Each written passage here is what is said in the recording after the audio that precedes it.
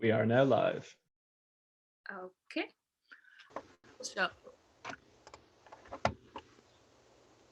Awesome. I'll go ahead and throw up the slides then.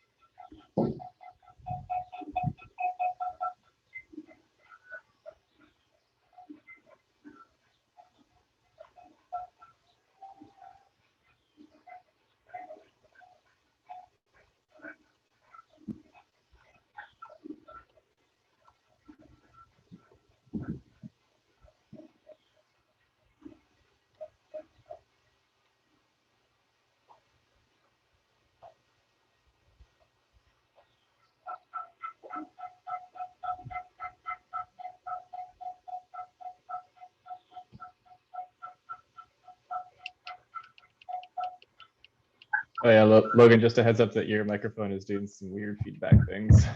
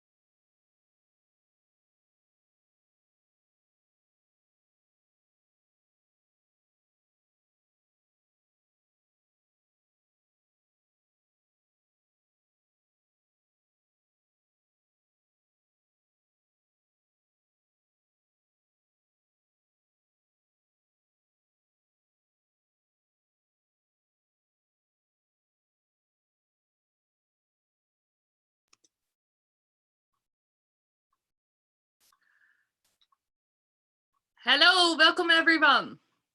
Welcome to Nerd Night, virtual Nerd Night. This is the first time we are doing this.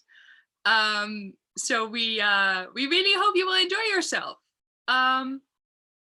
Obviously, we have talks for you. We have beer. Personally, I'm drinking Category 12 beer, our sponsor. And so we hope that you're all ready for an evening full of fun scientific talks, trivia quizzes, and everything else that we normally host. So we would, of course, we would like to acknowledge the Victoria Event Center. Unfortunately, they are currently unable to host us as we're not allowed to do any gatherings, but they've been supporting us so much over the last 2 years. So we definitely want to acknowledge them. Secondly, we would like to acknowledge Category 12, which is our sponsor brewery. If you didn't know, Category 12 has a home delivery service. So if you like their beer, just take a look at their website and order some beer at home. Our team consists of 5 people right now. There is me, Nienke. Here, you can see my floating head. We have Logan and Spencer both being virtually present here as well. Normally we are joined by Alex and Sarah as part of our team, but unfortunately they didn't have time at the moment to join us in organizing. But of course, also for them, we're very thankful for all the work that they've done in the past year. So other than telling you about us, we would also like to know a little bit about you. And since we have the possibility now, we are going to ask you a number of questions. And these questions are located in a poll that is posted in the chat of the YouTube. So if you look at the little chat window, there should be a link there present where you can answer each of these questions. And at the end of the evening, we're going to go through all the answers and see kind of what are the demographics of our audience. So, of course, we would like to know, have you attended Nerd Night before?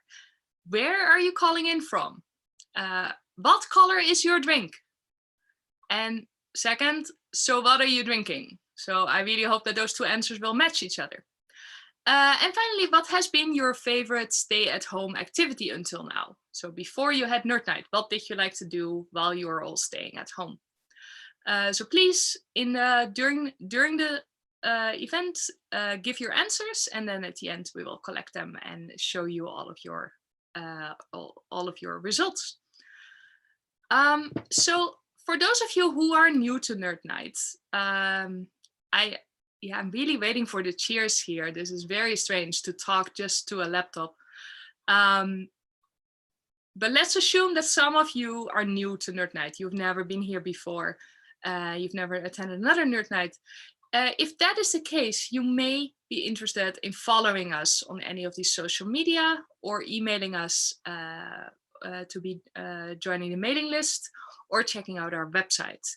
So at Nerd Night, we aim to provide fun scientific talks about all kinds of topics. And when I say science, I mean science in the broadest sense of the word.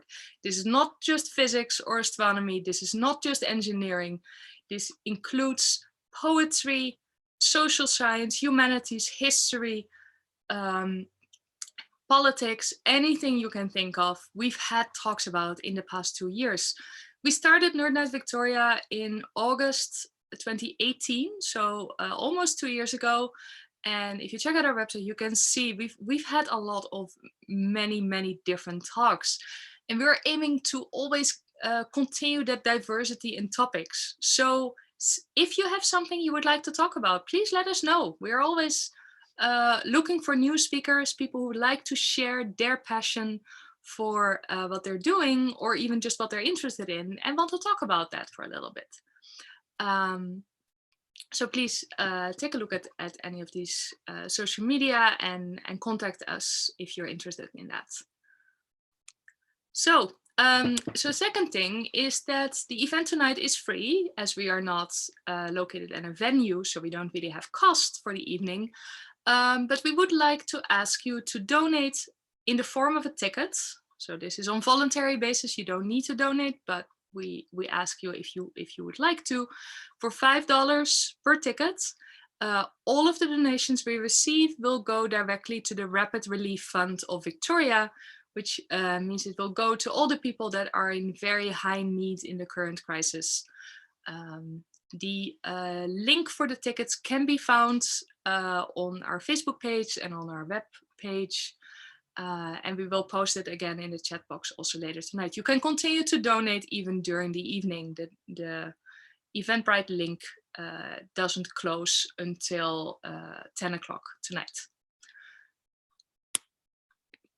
Okay, so for the program of this evening, we have a number of different items.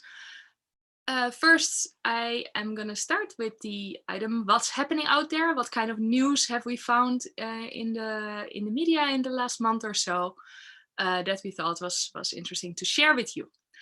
After that, we're going to start with the talks. Each talk will be around 15-20 minutes, followed by a question and answer session. You can post your questions anytime during the talks in the chat. We will collect the questions and we will make sure that they will be answered at the end of the talk. Something to realize is that there is a 20-minute, sorry, that would be terrible, a 20-second delay, not a 20-minute delay, between our broadcast and what you are seeing on YouTube. That means that we are not able to go back and forth between speaker and person who's asking the question. So if you have a question, just formulate it clearly so that we don't have to do any of that, because otherwise it will become a very, very long evening. Good, so then after each Q&A session, we're taking a little break. Like everyone may want to get a new beer, may want to go to the bathroom, just kind of like the normal nerd nights. We want to give people the chance to just relax for a moment, digest what you've just heard before we move on to the next part. In the second part of the break, we will do a trivia quiz, which will be hosted by Logan. Also, the trivia quiz questions can be answered through a link that will be posted in the chat box. So please keep an eye on the chat box and answer the questions there. It's always a lot of fun, these trivia quizzes.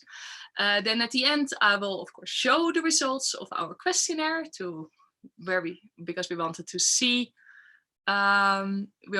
who is in our audience. We want to see where you're all from and what you're drinking.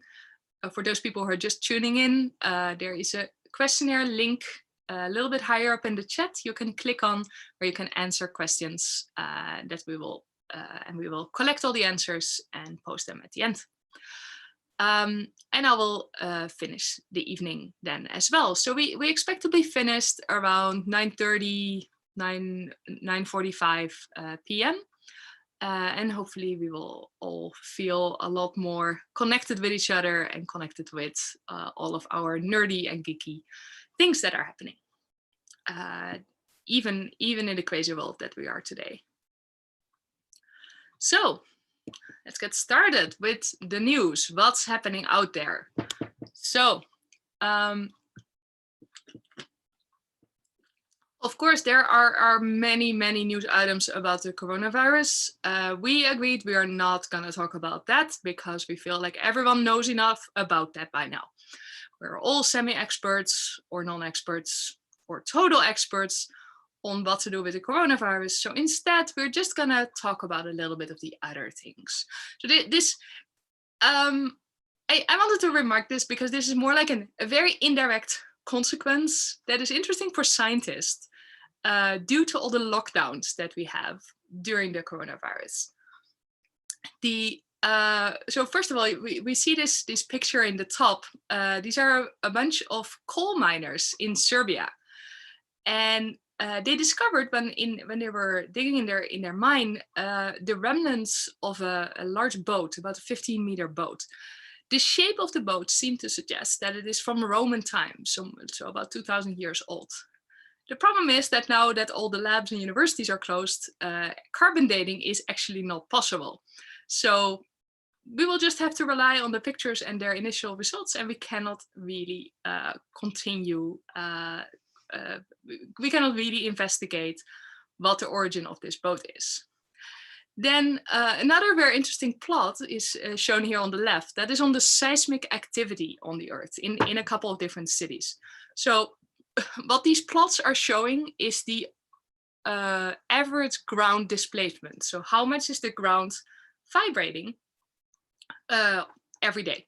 And so what you can see is kind of a going up and down between weeks and weekends, like how much is the ground moving. And obviously, since most cities these days are in lockdown, there is a lot less traffic. So also the seismic activity has really decreased.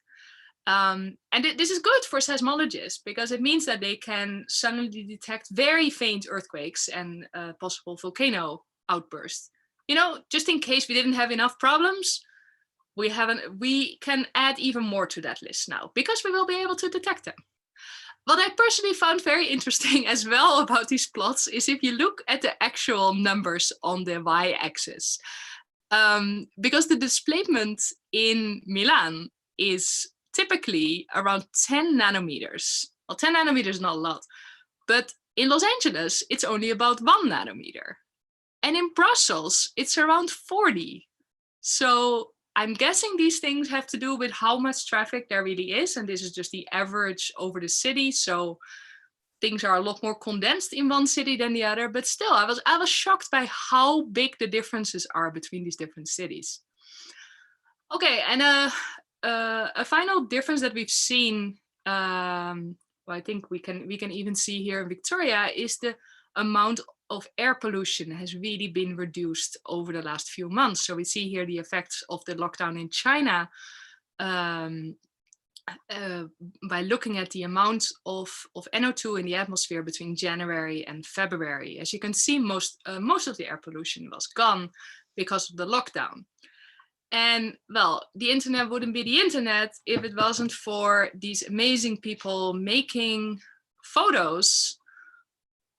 Just a warning, this is a Photoshop photo of other things that we are now able to see now that the air is much more clear. We can now see the alien spaceship that is hovering above Johannesburg. Isn't that amazing? Okay, I'm assuming you guys are all laughing now. Please don't disappoint me. Second part of the news, nothing to do with coronavirus. We found this recent study on cold brew coffee, which we thought was pretty cool. So there have been a lot of research studies on coffee and the chemical composition of coffee and all of that. But most of those studies are focusing on hot coffee. So what you can find primarily in Europe. Cold coffee is particularly interesting, particularly popular in North America. So the study of this had to originate here. So in this research study, and you can actually find the research poster that they made online because this was part of a virtual conference. And so what they did was brewing cold coffee using 3 different types of roasts and then brewing cold coffee. Remember, brewing cold coffee takes a long time, so this was a long experiment, probably several days just to make the coffee. And then they measured the amount of caffeine and the amount of acids. And they actually found that several of these chemicals changed differently in cold coffee than in hot coffee. Who would have thought? Anyway, some people just like to do these things properly, and they spend their experimental time on this. So I thought it was pretty cool. Next time you have a cold coffee or a hot coffee, keep in mind, people are researching these things. Okay, then another result, which I thought was incredibly hilarious. So there is this story on this Moroccan sultan called Moulay Ismail, who was reigning Morocco around the year 1700. The rumor is that he was the biological father of 1,171 children. And he would have started at 25 years old. So he basically continued making children till he was 56. So this was a story. And for a long time, people didn't really believe that that was possible. So this guy had some advantages. So he had 4 wives and 500 concubines. So definitely had a lot of women around. But, you know, women have their cycles, and even men don't always have 100% fertility, or let's say success rate. So these researchers at the University of Vienna thought it would be nice to actually check with a big computer simulation if it is possible to father so many children in 32 years. And so they included all these different factors of like how likely is it for a woman to conceive, how likely is it for sperm to be fertile, and how many women do you need to have, and then how much sex do you need to have. So what they found is it is actually possible. You don't even need 504 women. You only need somewhere between 60 and 100. So that's a relief, right? You don't need only 100 women instead of 500, in case you want to repeat this experiment. And in that case, you need to have sex about 0.8 to 1.4 times per day. So either once or twice every other day. Sounds pretty exhausting to me still, but apparently this guy did it. And yeah, if the rumors are true, he really made that many children. Then another study. This is actually a combination of different studies. So it is these are very independent studies, all showing things that you can do when you are in pain, or to avoid that you are in a lot of pain. So they did just these test experiments where they have one group doing an activity and the other group not doing the activity, and then both giving them the same pain thresholds, and then comparing the results. So the University of Oxford found that dancing has a really good influence on your pain threshold. You can suffer a lot more pain if you've been dancing first. So next time you have to go to the dentist for something painful, or maybe to a surgeon, you might want to consider that. Just do a little dance, and in particular synchronous dancing, so with a group, makes the feeling even better because it gives you this nice fuzzy community feeling. Then University of Illinois did a study on coffee. Drinking coffee is also helping your pain threshold. This was tested in particular for athletes, if they were doing some cycling for an hour, whether or not they would drink coffee before, it would change how much pain they would have in their upper leg. So yeah, I don't think they compared if there was a difference between hot coffee and cold coffee though. Good. Then a third thing that we can do is watching a drama movie. This is again University of Oxford, and they compared this by letting one group watch this movie Stuart Alive Backward, which is apparently a very, very sad movie, and the other group by watching a documentary. And then after that, all those people had to sit against the wall without a chair, so really just leaning against the wall with your ass down, and then again measuring their pain level. And the people who watched the drama movie, watched Stuart, they were able to do this a lot longer without pain. Would not have expected that. I would think you're more depressed after a movie, but okay, this is scientific result.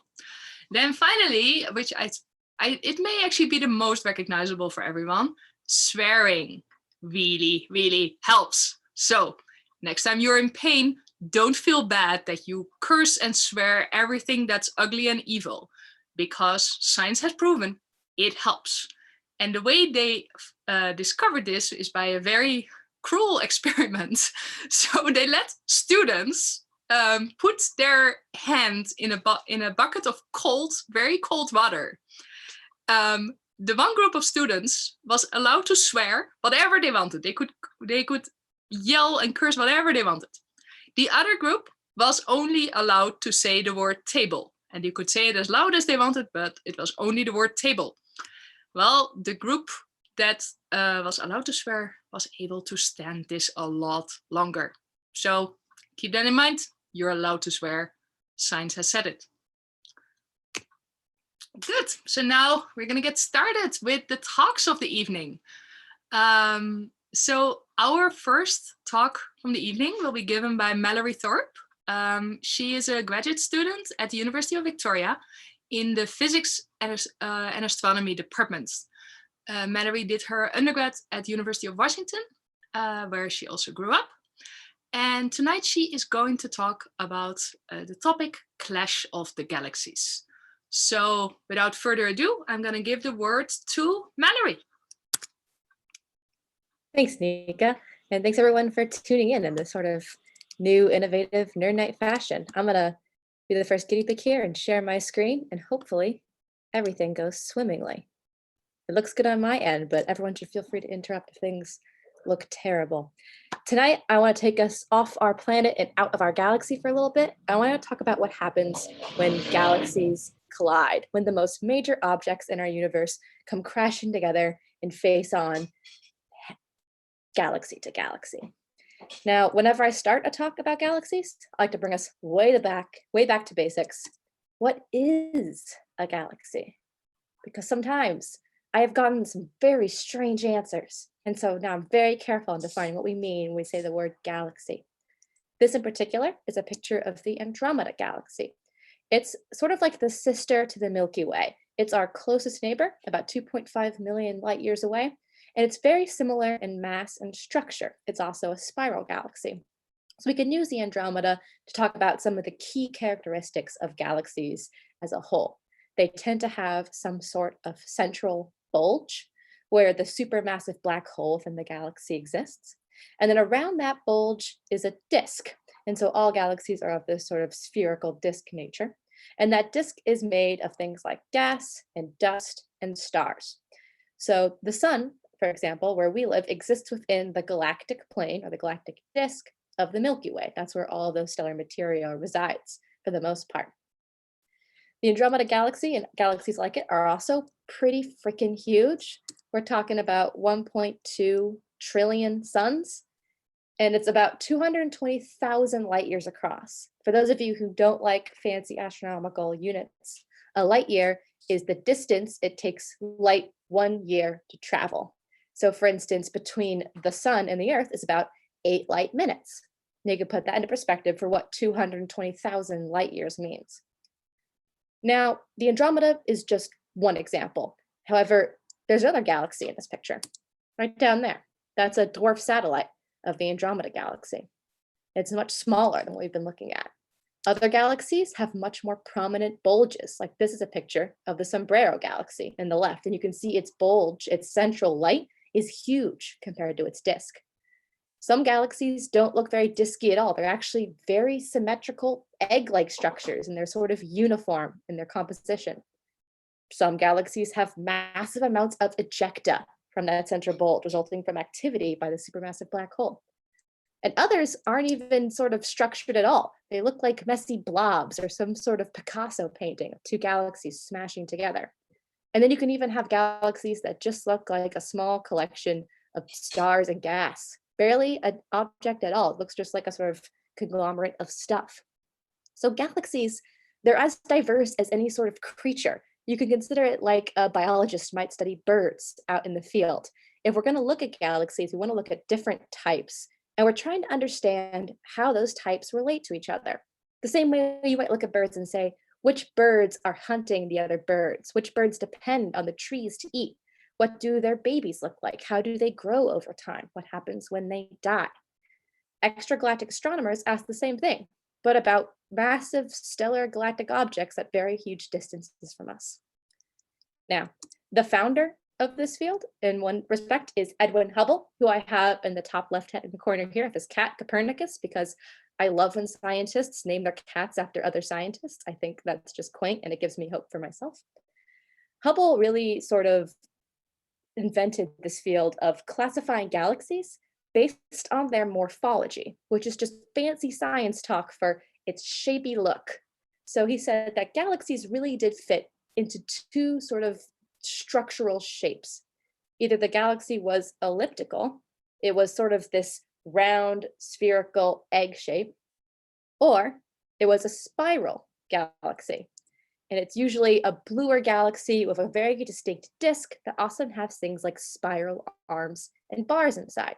The Milky Way, for example, is a spiral galaxy, and so is Andromeda. These two kinds of galaxies also have very distinct stellar populations, so the suns and stars within the galaxy. Elliptical galaxies have really old red stars. That's why all of the pictures of elliptical sort of veer towards this yellowish red color. And all of the spiral galaxies have really young infant stars. And that's why they're this bluish color. Blue represents stars that have just been born and are ionizing the medium around them. And so because there's this clear relationship between structure and stellar population, astronomy started to wonder, is there some sort of evolutionary tract here? Are these two galaxies related to each other and just changing over time? What we think is happening is that spiral galaxies over time evolve into ellipticals. And they do that by interacting with each other. We imagine a scenario where two spiral galaxies come into a close encounter. And as they crash together, they merge and they form a new galaxy that looks more like these eggy ellipticals. And so galaxy mergers are the method through which galaxies move along the Hubble sequence of classification. Now, Hubble also did a million other crazy important things in extragalactic astronomy, but one of the big ones is that he realized that galaxies existed beyond the Milky Way. See, before Hubble, we were just classifying galaxies as these nebula, like other objects we saw in our Milky Way, like the Horsehead Nebula or the Crab Nebula. But Hubble was able to measure very accurate distances to these galaxies. And by doing that, he realized that their distances were all greater than the radius of the Milky Way. So he started calling them extragalactic nebulae, or nebulae beyond our galaxy. And of course, behind every genius man is a group of even smarter women. So whenever I mention Edwin Hubble, I force myself to mention the Harvard computers, the group of women I have shown here. They were a group of female scientists who worked under Edward Pickering at Harvard University doing astronomical measurements. And every single woman in this photo here was a complete badass. We have Wilhelmina Fleming at the top, and she was the first to discover the Horsehead Nebula, a very famous image you might have seen. A.J. Cannon, who invented our classification of stellar methods. Antonia Maury, who had the first woman-authored catalog.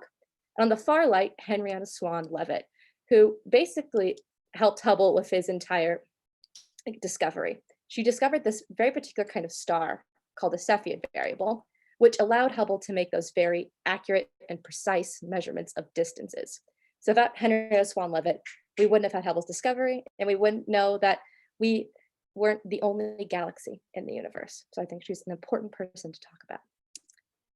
So now we have a world where we understand that there are worlds like ours beyond us. The Milky Way galaxy is not alone in the universe. So it's time to give it a name. What do we call these extragalactic nebulae? Well, we call them Milky Dudes. We call them galaxies after the Greek word galaxias, which is the Greek word for Milky Way. Of course, the Greek word galaxias means Milky Way, so that means the Milky Way galaxy's name is the Milky Way Milky Dude, because astronomers are real good at naming things, and we're so proud of that. We're so proud of our good naming abilities.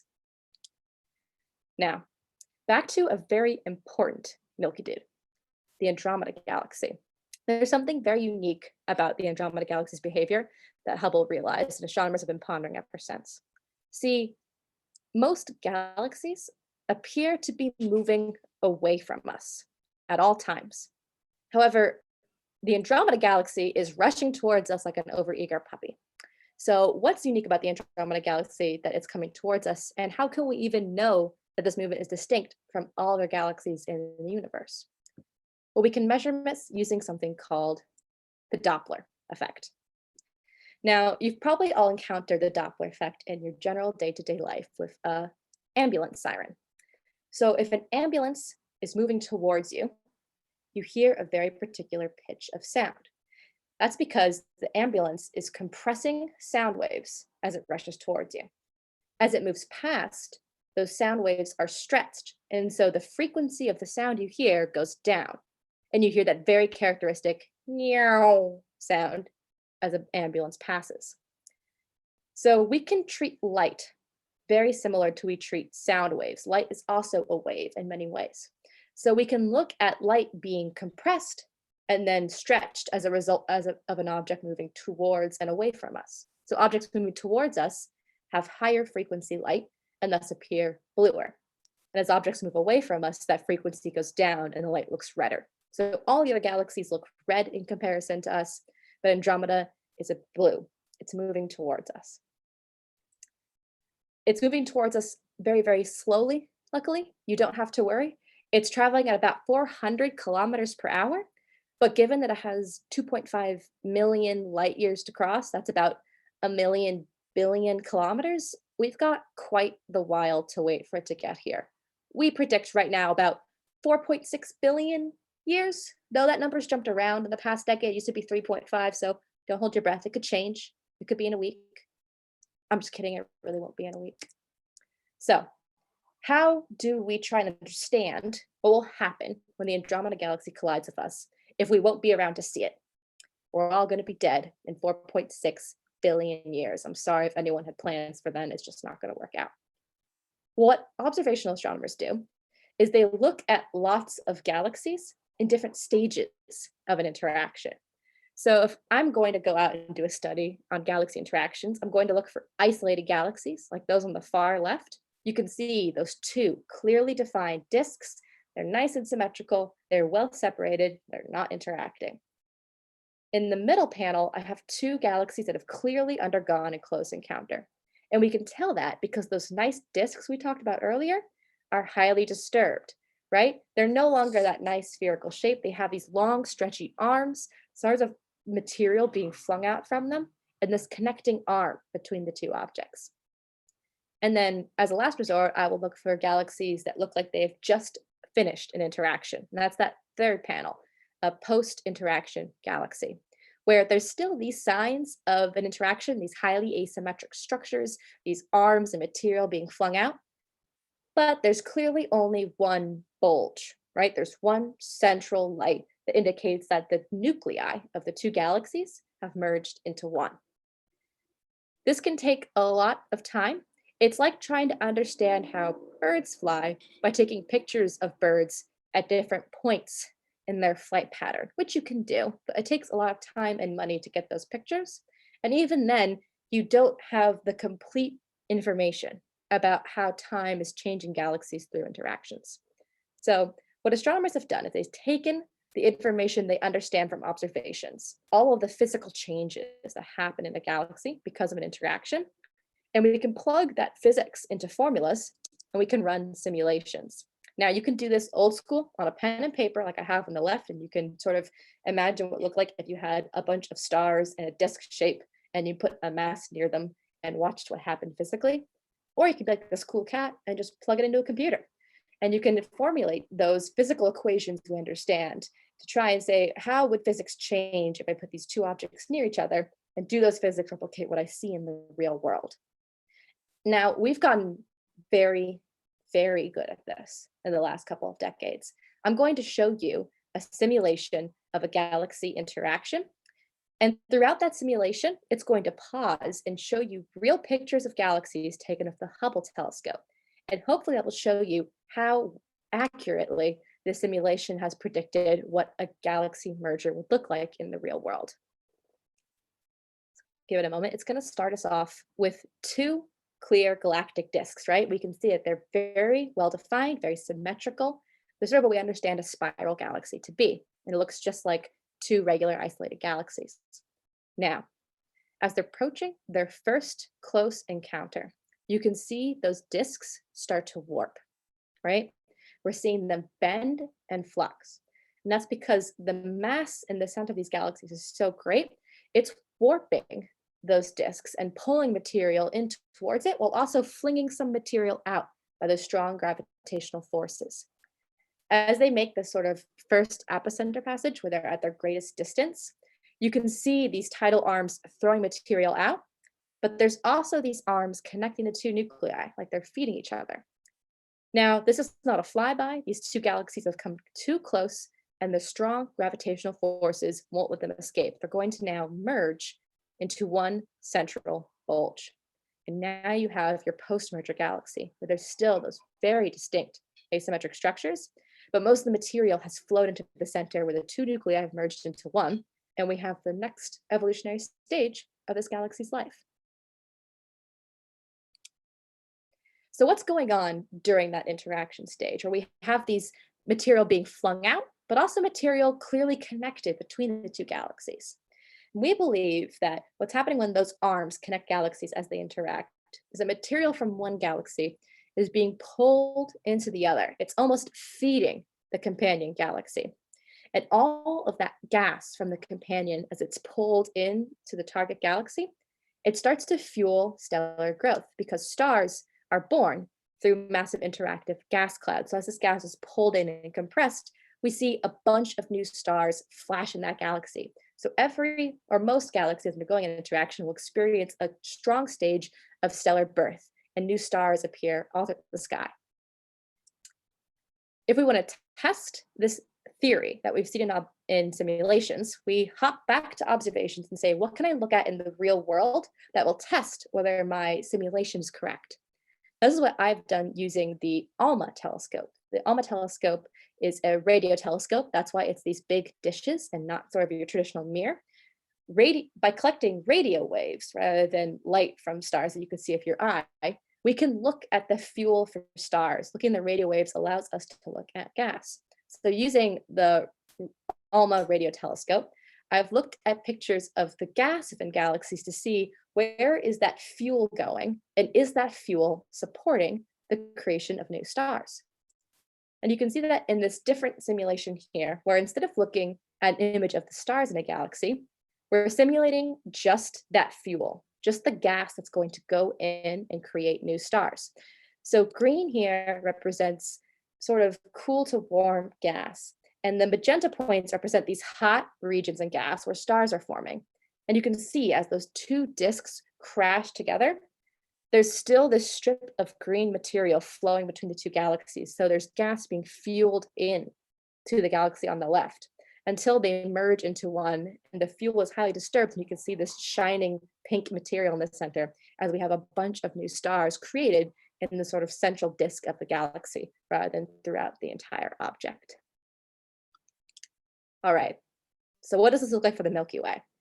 If we're going to be having a collision in 4.6 billion light years, I want to know what's going on, even if I'm not going to be here. What we're going to see is that the Andromeda galaxy is going to get closer and closer to us over time. It's actually not extra close in this picture here. That's the true size of the Andromeda galaxy in our night sky. It's just very hard to see with your human eyes. You need a telescope to see it at that kind of brightness. As the Andromeda galaxy gets closer, it's going to begin to warp our disk.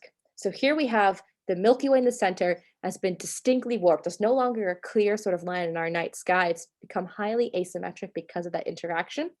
And you can see the Andromeda galaxy itself has these strong tidal arms that have whooshed it left and right. Eventually, the Andromeda galaxy will reach its furthest point from the Milky Way before coming crashing back. And when that happens, we're going to see a high disturbance in the entire structure of our galaxy. Our spiral arms are going to be thrown about, gas and stars will be chucked out of the galaxy. And eventually, the flowing of material from Andromeda is going to lead to a galaxy-wide starburst. So one day, our night sky will look like this. It's going to fill up with millions of new stars. It'll be like a fireworks show. It won't be as fast as a fireworks show, but once they've all lit up like that, it'll be brighter than you could ever imagine. Eventually, however, these stars will continue to eat up the fuel supplied by Andromeda, and eventually that will lead to our galaxy quenching, which is a fancy word astronomers say when you've had your fill, sort of. You've absorbed all of the fuel around you, and that stellar activity is going to calm down because there's nothing around to fuel it anymore. And so we'll see our two galaxies actually become bright, but this sort of interesting behavior of gas and dust and arms will come down, and we'll start to have some nice spheroidal objects, right? These are our eggy elliptical galaxies. And we have two in the night sky now, the Andromeda and the Milky Way. But eventually, the two eggy galaxies will coalesce to form one single object, and our night sky will look like this. We'll have this big elliptical galaxy up in our sky. And astronomers, rather presumptively, have decided to name it Milkomeda. It's like the relationship name between the Milky Way and Andromeda, and it's definitely a good name, because remember, astronomers are really good at naming things, and you should definitely not write letters to the International Astronomical Union demanding a change of name. If you have any suggestions for new names, I'm happy to take them, and I'm also happy to take your questions now.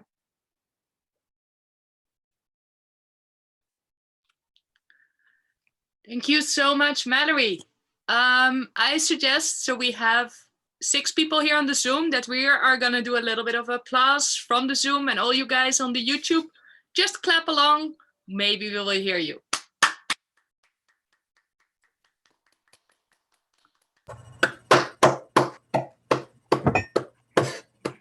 Okay, that didn't quite work, but we are with you in spirit. We are clapping I felt you it. in spirit.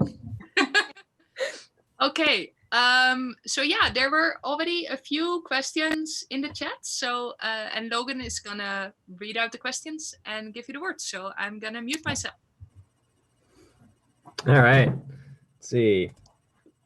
First question we had was a cat-related question. What was your cat's name, Mallory? Oh, I actually don't have a cat yet. I only have hypothetical cat names in my head. But if I could get one, I would definitely name it Lovelace, after Ada Lovelace. Oh yeah, the mathematician. Mm-hmm.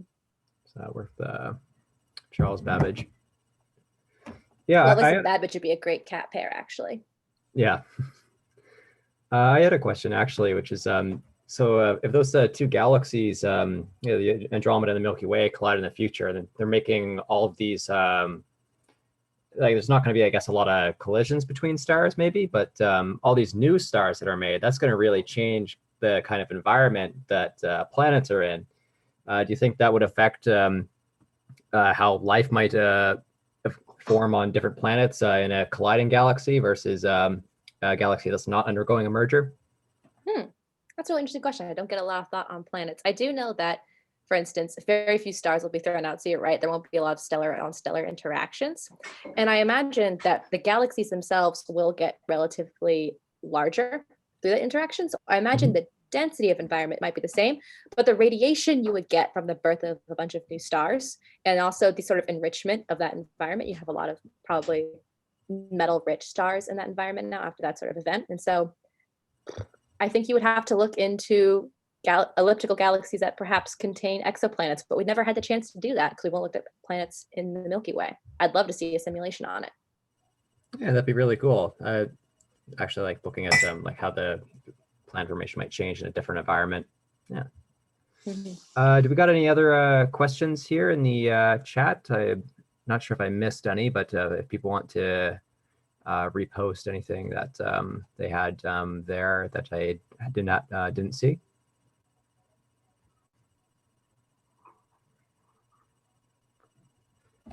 Okay. Oh, here we go. I got one from Katie. Will Andromeda and Milky Way collide before the sun dies and consumes us? Oh. Yeah. So yeah. There's 2 answers to that.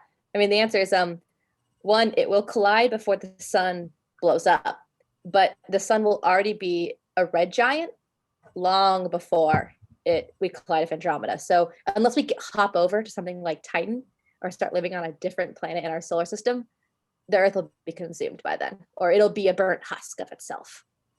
So cool. we need to get on space travel. Stat. Yeah. Save us, Elon Musk.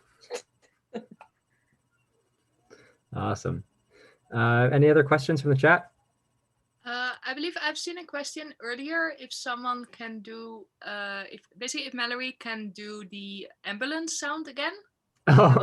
People asking that. I'm not sure if it was a serious question. Maybe you can do it now. I do tell my Astro 102 students it's a requirement when you talk about the Doppler effect to do the meow thing. You just have to. It's a rule. I think I signed a contract at one point. I entered my PhD. I had a very favorite physics teacher in high school that did that by running screaming down a hallway. It's a great memory. That's We've got good. another question here from Joel Rodiger. Did you say your research involves observations and simulations? And if so, do you enjoy one more than the other? I definitely enjoy observations more. I use simulations very scarcely. I often, this is why astronomy is so great for collaboration. So in my working research group, we have somebody who focuses on creating simulations, someone who focuses on the realism of the simulation, so making sure they look like the real world. And then I focused on the real world and what those observations look like. And by working together, we can get kind of a full picture of observationally and simulation, what's going on. But if it was just one of us, I don't think we'd be able to do that task. And that's why it's so important to have collaborators and use teamwork if you want to perform well in science. Yeah, cool. But observations are more fun. No one going to simulations. Okay, I think we need to close this first Q&A session. So thanks, Mallory, again. Normally we would give you a wonderful gift right now, which is a nice beaker from category 12 and a category 12 beer. Unfortunately, this will have to wait until we are all allowed to see each other again and touch each other's hands again. So hopefully we can do this later this summer. The class thing didn't really work last time, so let's not try that right now. But I am very thankful that you were here, with us tonight, and I hope you stay for the rest of the evening. So just a few practical things for the people in the audience. In the beginning, we posted this link with a questionnaire. I've seen that about 35 people have answered the questionnaire, but there are 55 people watching. So I would really like to ask those other 20 people, please fill out the questionnaire. We would like to know who you are. We would like to know what you do and how you're spending your time. And well, we don't ask for your credit card number or your secret lover, so don't worry about that. So right now we're gonna take a 5-minute break. The slideshow is gonna show again, and apparently this created a lot of confusion in the beginning. The slideshow doesn't have sound, so don't worry. We are still working. We are all here. The slides are showing without any music, without any sound. We apologize for that, but it means you can just quickly run to the bathroom, run to the kitchen, get your next drink, or do something else. We are going to be back with trivia quiz questions in about 5 minutes, and in about 10 minutes we will start our second talk. So thank you all very much. Don't close the window. We're just going to continue broadcasting here, and we'll see you soon.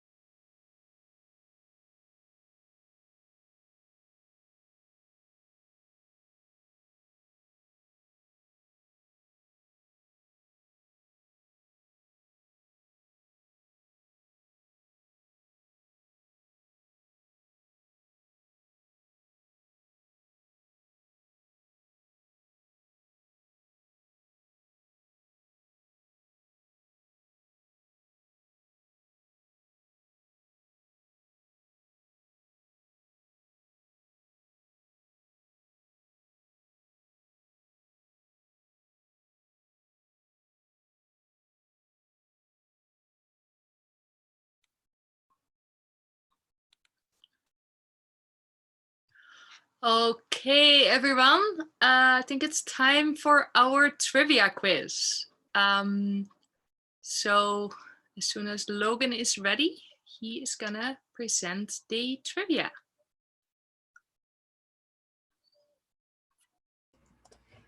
Hey there. All right, so I'll just get this going in here with the trivia. So I'm going to throw a link up in the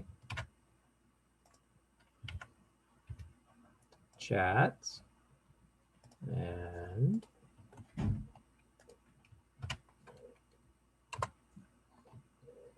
okay, trivia form is posted in the chat on the YouTube Live. So we've got 5 questions here in the first round of trivia.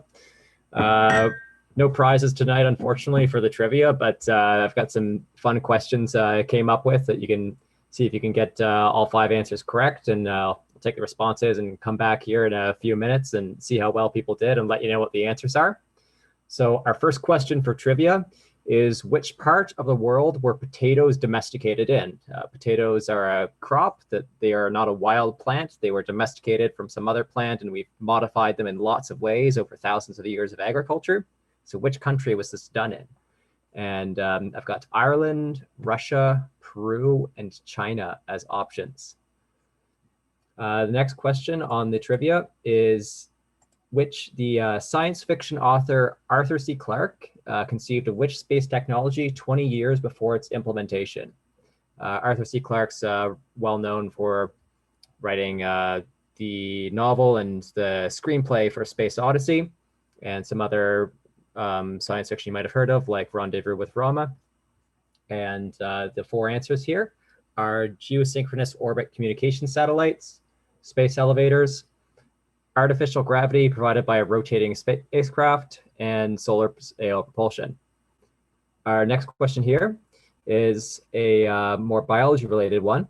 So this is, a young Charles Darwin collected many different species of this animal from the Galapagos Islands and later argued that differences between the species on each island could be explained by a new theory of evolution.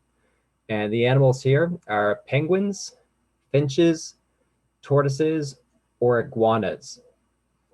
And yeah, I love this actual story about Charles Darwin, the Voyage of the Beagle, if you ever read it, because he was basically the age of a typical grad student when he went on this 5-year trip around the world and kind of formed his principal ideas for the theory of evolution much later that he came up with later in his life. So next question here. What astronomical data is depicted in the album cover of Joy Division's Unknown Pleasures? So this is a post-punk album that you've maybe seen a lot of people wear on a t-shirt, the album cover. And there's some, the album cover is actually astronomy data. So is it depth of craters on the moon, light received from different supernovae over time, radio signals from a pulsar, or dark matter signals? And finally, our last question here is, I guess you should know this one if you're living in Canada. What is the Latin species name of the sugar maple used in maple syrup production?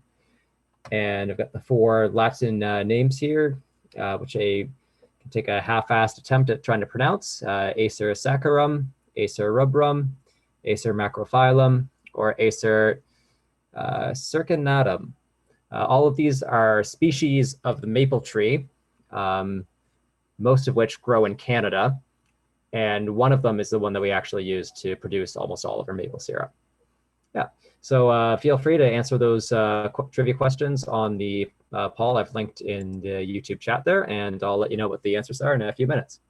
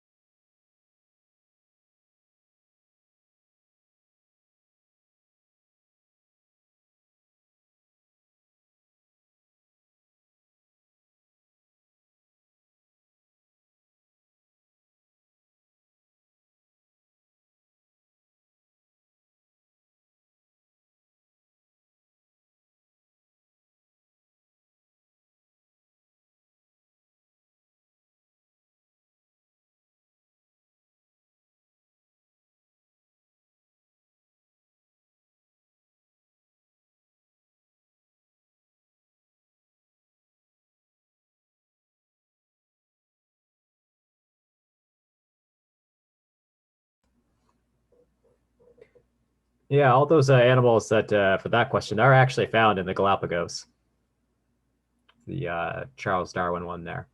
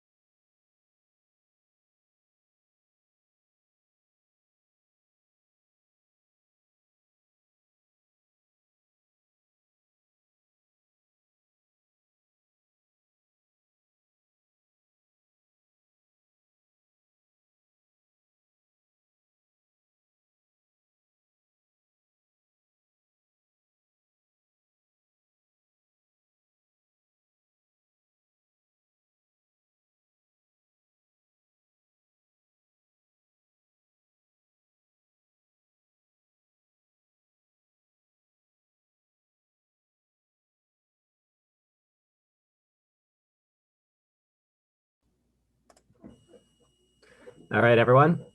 So I think I've got all the trivia responses in. Looks like I've got about 24 answers to each question here.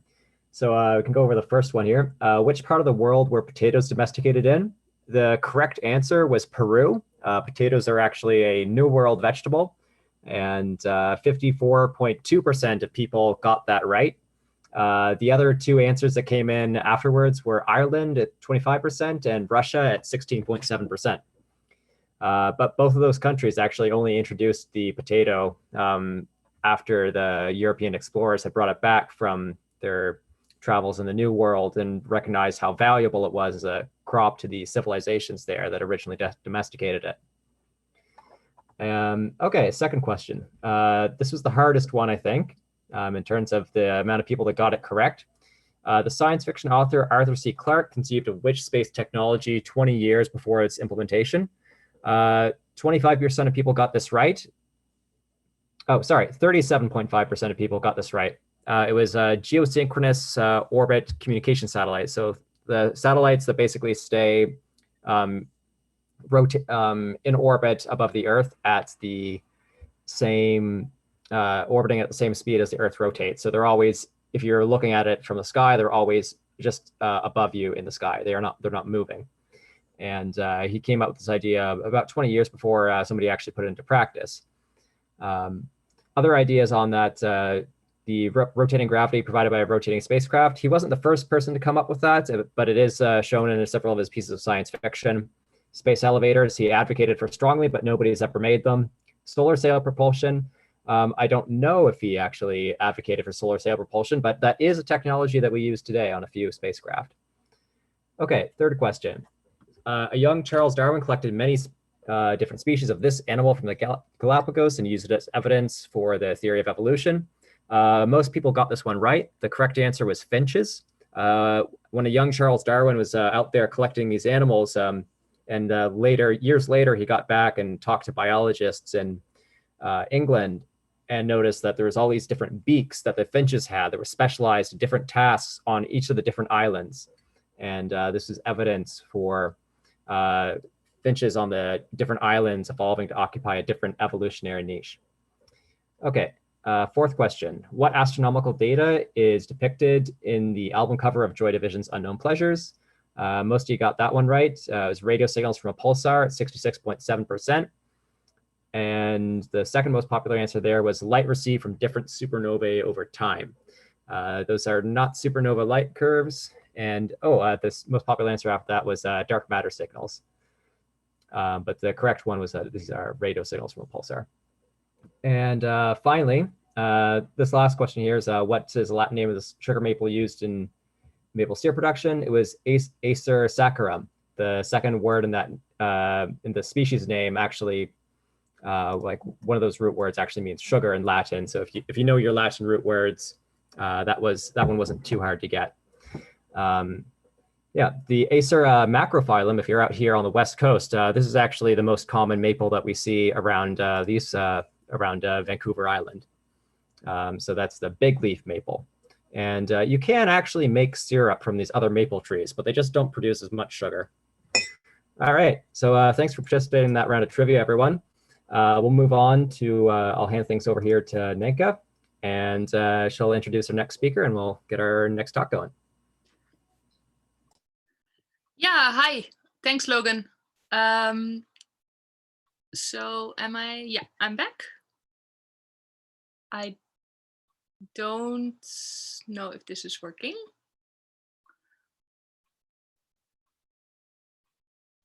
Yes, it's working. Okay, awesome.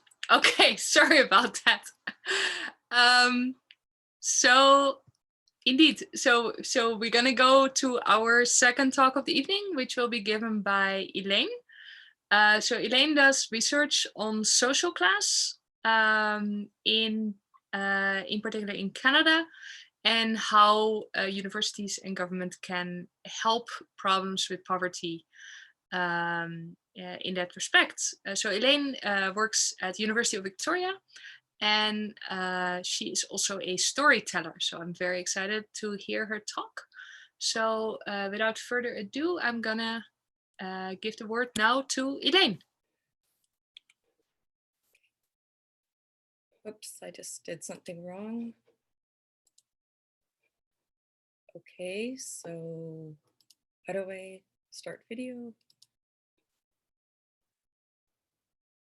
Oh. Hi, I need you to start my video. I can't start it. Okay, Spencer, please do your magic. I'm doing. Okay. There we go. Okay, so I've got my instructions, share a file. There we go. Share slideshow, wait from start. Okay. Thanks, Nika. Greetings, everyone. Good evening, morning, afternoon, depending where you're listening to this virtual nerd night and from where. Little nervous, my first time online, and I'm not used to sitting down and doing this. So I'm a generational settler and an uninvited guest from Treaty 6 territory, Alberta, on the Songhees, Esquimalt, and Wasanich people's traditional territory. I honor their historical relationships with the land that continues to this day. I'm really grateful to be learning here, and tonight sharing 5 poems I'm written to explore social class. So sit back and let's dive into the messiness of social class. Yes, social class is real, you don't say. 7 p.m. again. It's 7 p.m. The nouveau ritual renews.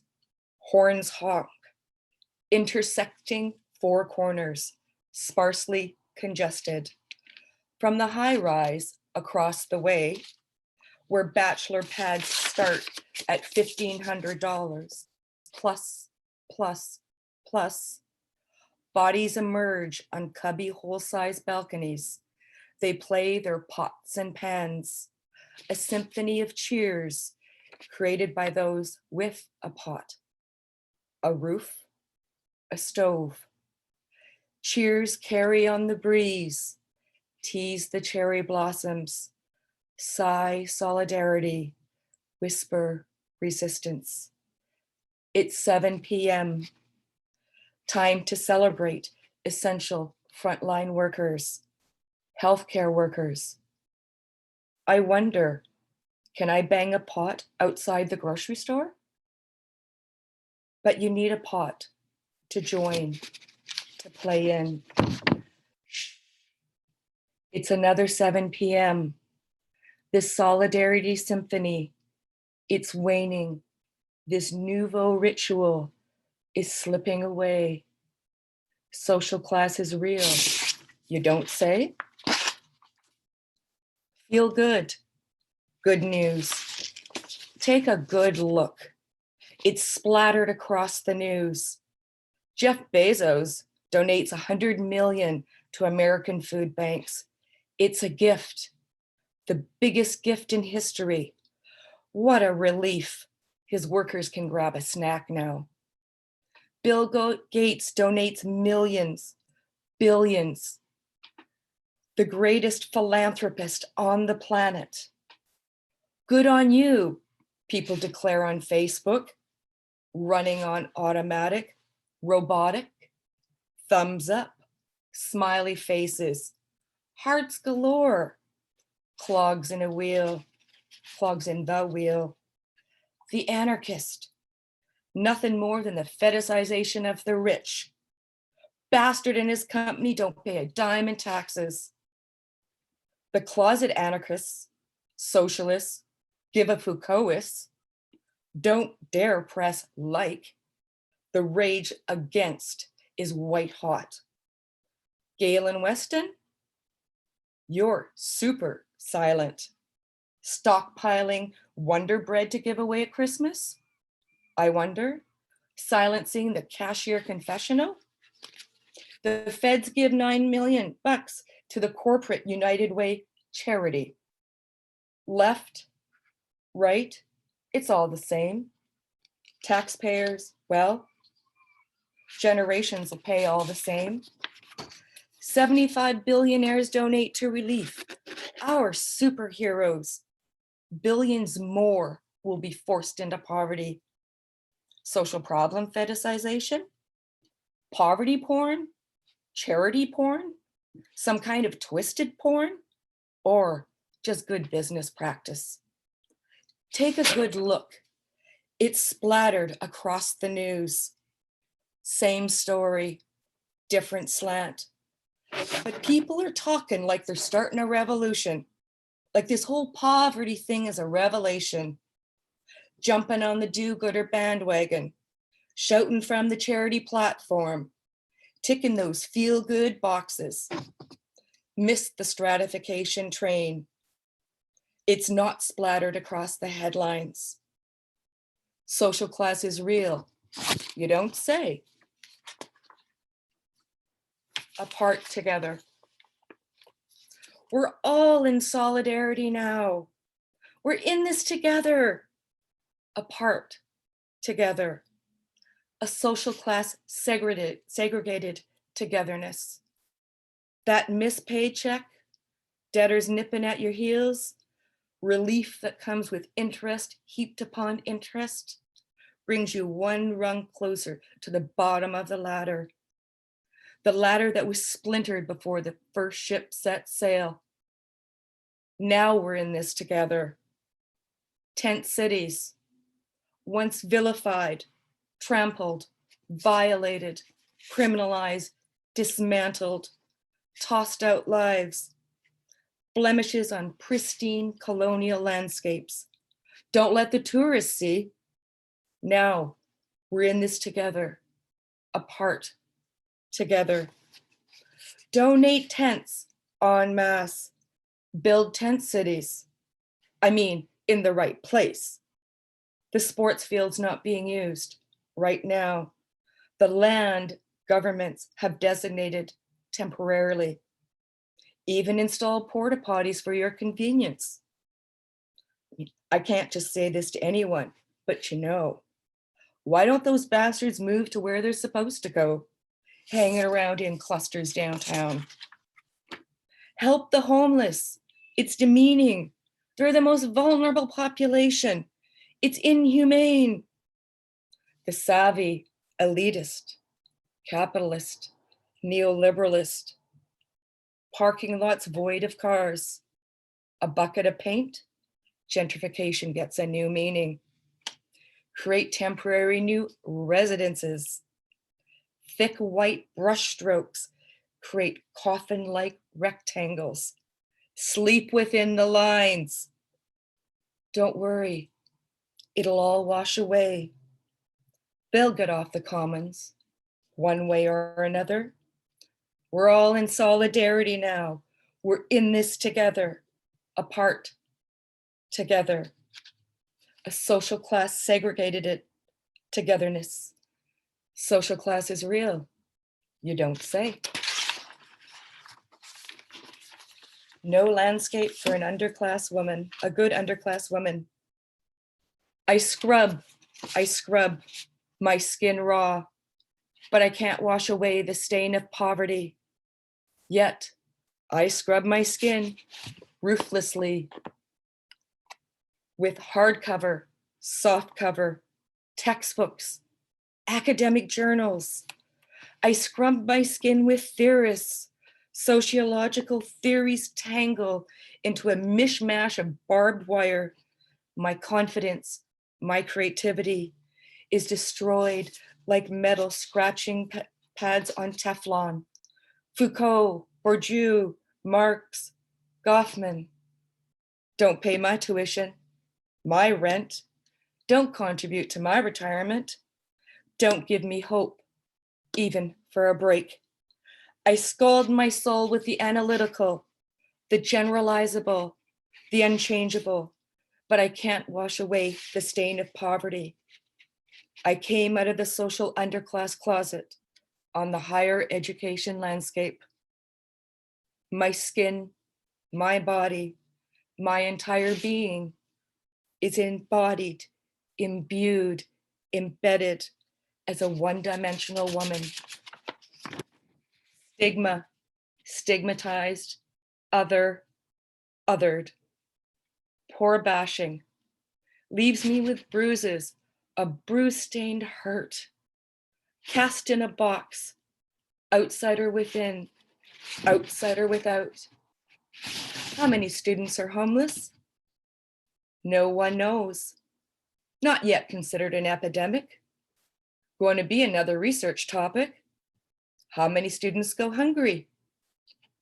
No one knows. Just another epidemic. Just another research topic. The wretched of the earth. We're many subjects. Revolting, disgusting, illegitimate, wasteful, a disposable population. Moral outcasts, the underclass, Marxist hated lumpen proletariat, the unwashed, the lower classes that smell, the hated, despised, ridiculed, white trash, the deserving, undeserving, poor, battled out in the center. Welfare queens. Where are the welfare kings? We're stigma machines, branded with infamy, leaves bruise-stained hurts. My knees are shot to shit from trying to cross the wrong side of the social class tracks. Stay in your lane. Poverty, it's deeply embedded in my self-identity, part of my embodied being. The shame was bearable until university, a place I believed was never, ever meant for people like me. I lived in fear of being, on being, outed and ousted. And then I was pushed out from my beloved discipline, from my belief in otherwise, from within, of imagining otherwise.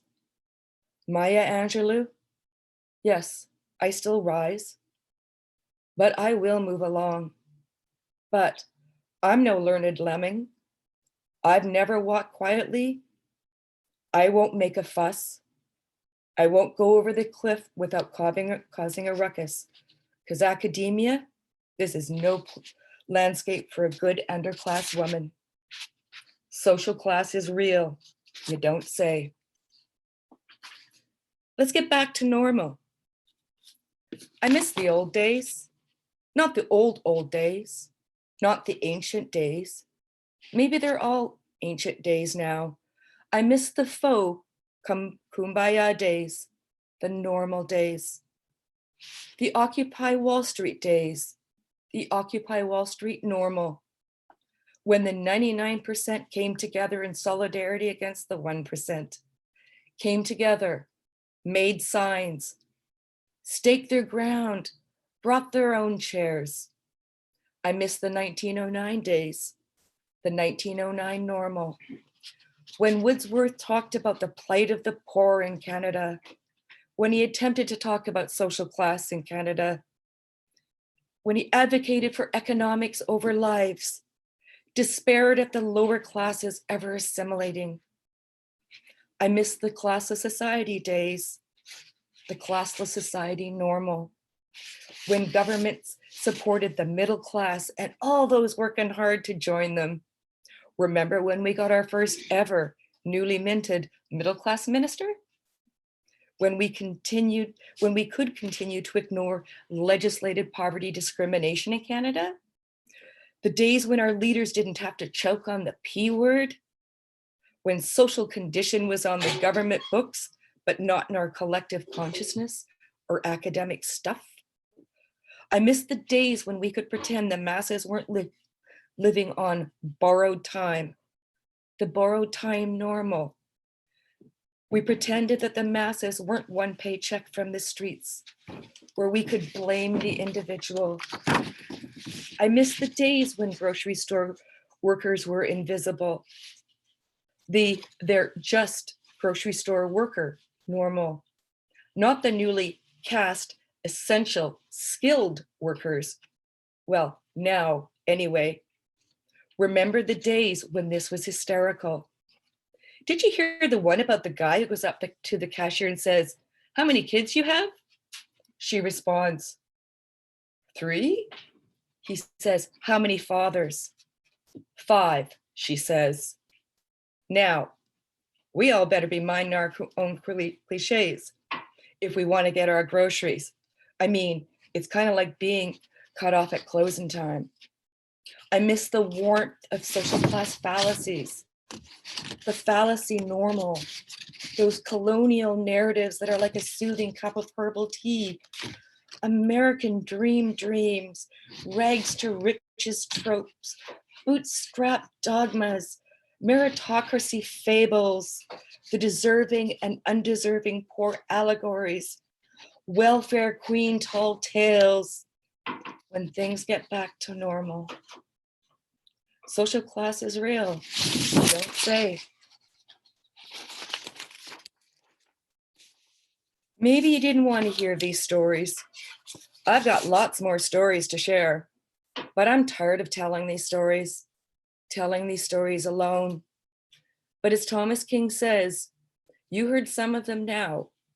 You heard that social class is real. You can't say, you don't say anymore with surprise.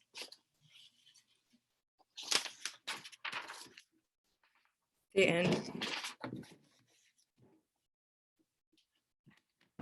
Woo!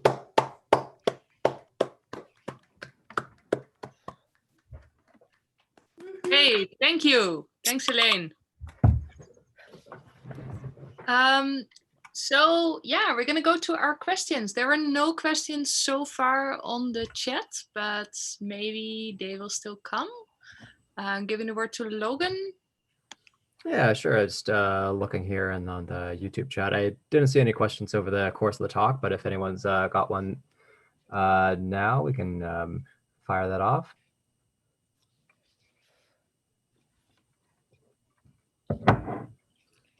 Not as good as beer, but water will have to do. Yeah. No, I really appreciated the poetry and everything you had, though. Yeah, definitely like a lot of the, especially like that first one about this 7 o'clock cheer. That's I hear every single night in James Bay. That really rings true in this neighborhood. Okay, so we have a problem here.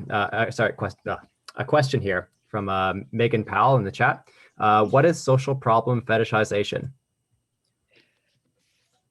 So it is, we can have the fetishization of anything, but it's this obsession, I'll describe it, this obsession with any particular social problem, in this case, poverty, it could be discrimination against queer folk, racism, this kind of thing. And people without lived experience become obsessed with it and become the voice of it is how I would describe it, Megan.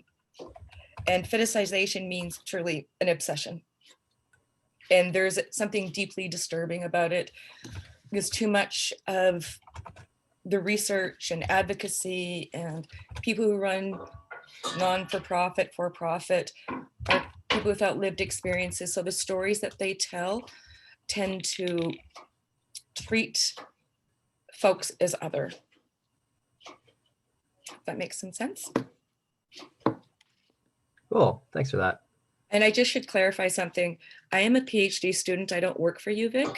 So, and I'm a PhD student in education. At UVic. Yes. Yeah, Oh, I don't yeah. work for UVic, I see. other than as an RA. Yeah, of course.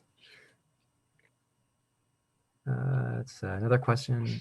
Yeah, Okay, my apologies, Elaine. For Oh, me. no worries at all. I just didn't, I'm also sensitive because I'm a super mature student. For me, a So, PhD student is someone who works for the university. I guess that's how I experienced my own PhD at the time. Okay. And Okay. I always consider PhD students as full employees. You do research, and your affiliation is the university. But Thank you. anyway, Well said. it was not meant as disrespect. Oh no, I didn't think at all. I'm just teasing. It's fine.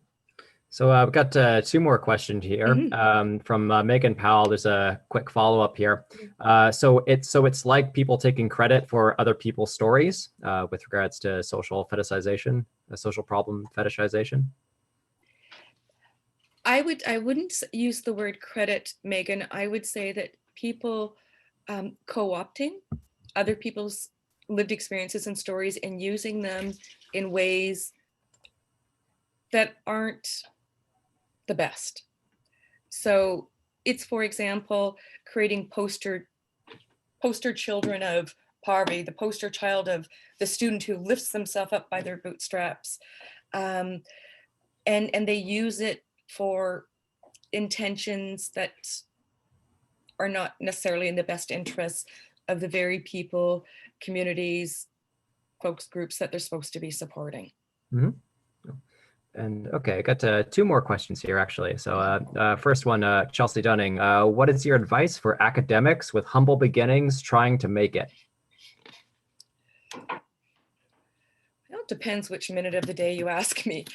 One of the things I think is really important, and I have been for 2 years alongside a couple students trying to build a community of mentorship, advocacy, and belonging for students whose lives are shaped by poverty, called the Shoestring Initiative at the University of Victoria.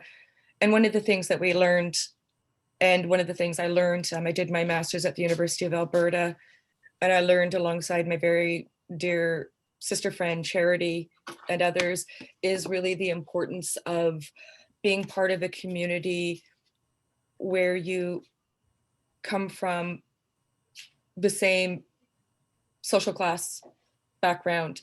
So for instance, when I am having a conversation with those who deeply either have lived experience or profoundly respect how much poverty shapes an entire life, we come alongside one another, you speak the same code, there's no shame or stigma when you're in a group together. And I think that community, especially inside of academia, is really critical, because universities in Canada were built for a certain social class. Well, first of all, for white men, and then for people from the middle and upper classes. And Canadian universities continue to perpetuate this elitism, which is the crux of my research. And I know that when I am with other students and or professors who come from those backgrounds, and we come alongside one another and we honor our lives and we honor our knowledge and our ancestral knowledge. I think it's the only way forward, because there's just so much shame and stigma, especially with poverty. And there is a poverty working class divide, which I think is really critical to address here. So there's been a lot of resistance to my work because I use the word poverty people don't want to get close to it, working class doesn't want to get close to poverty and this kind of thing. So I can say that's really, really super important, is to find that community. Finding that community is a little tricky. Not sure where you're contacting from, but please feel free to contact me, because it's a hard road when you're all by yourself, and it can be a very hostile landscape. As I shared in my poem, no landscape for a good underclass woman coming out of that social underclass closet. But we are on academic landscapes, university landscapes. It's just universities don't know because they don't collect stats and stuff like that. But it's really critical that we're here, because we bring just amazing knowledge and wisdom and skills and an ability to see and to imagine otherwise how this can be a different world. So sorry for the long rant. This is my life's work. So please let me know if I That's answer right. your Thanks, question. Elaine. Yeah. Okay, I think we've got, there's a handful of more questions in the Okay. chat, but I think we're running out of time here. So we're gonna move on to the, I'll hand things over here to Nika and Elaine. I think if you're able to, actually, you might be able to answer some of the questions in the YouTube live chat. Okay, thank you. Yeah. Yes, thank you, Logan. And thanks, Elaine. Thanks for a great talk and indeed for answering the questions. We may be able to do a little bit of follow-up of questions at the end of the evening. There were also 2 more questions for Mallory. So I'd like to ask all the speakers to just please stay till the end, and we can continue doing questions for whoever wants to stay. But indeed, right now, I think it's time for a little break again. And so let's take 5 minutes again for, whatever you would like to do. And after that, Logan will be back with another round of trivia questions. And after that, it's time for our 3rd and final talk. So cheers, everyone. Please have another beer, enjoy yourself. Let's all celebrate another successful Nerd Night. And we'll see you in a couple of minutes. Bye.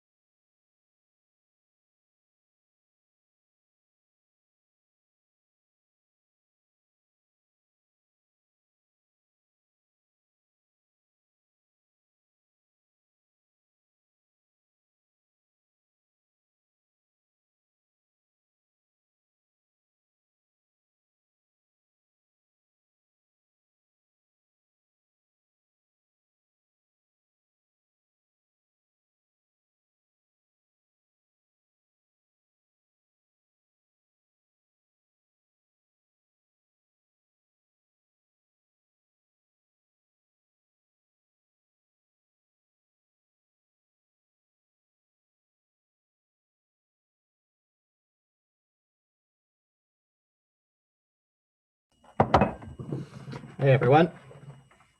So we're ready to go with the round 2 of trivia here. Before I hand things back off to Nanka and she passes things on to our third speaker. So I'm just going to go ahead and post the link to the trivia for round 2 in the chat here.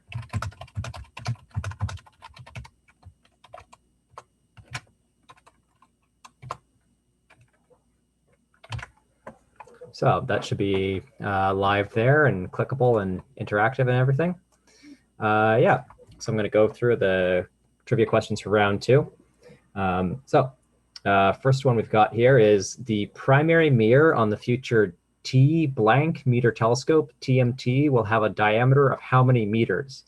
And the answers here are 2, 10, 20, or 30. This is a telescope that's being built by an international collaboration, which may or may not be built on the big island of Hawaii, Mauna Kea. When it goes up, it's going to be, wherever it goes, it's going to be a pretty impressive telescope.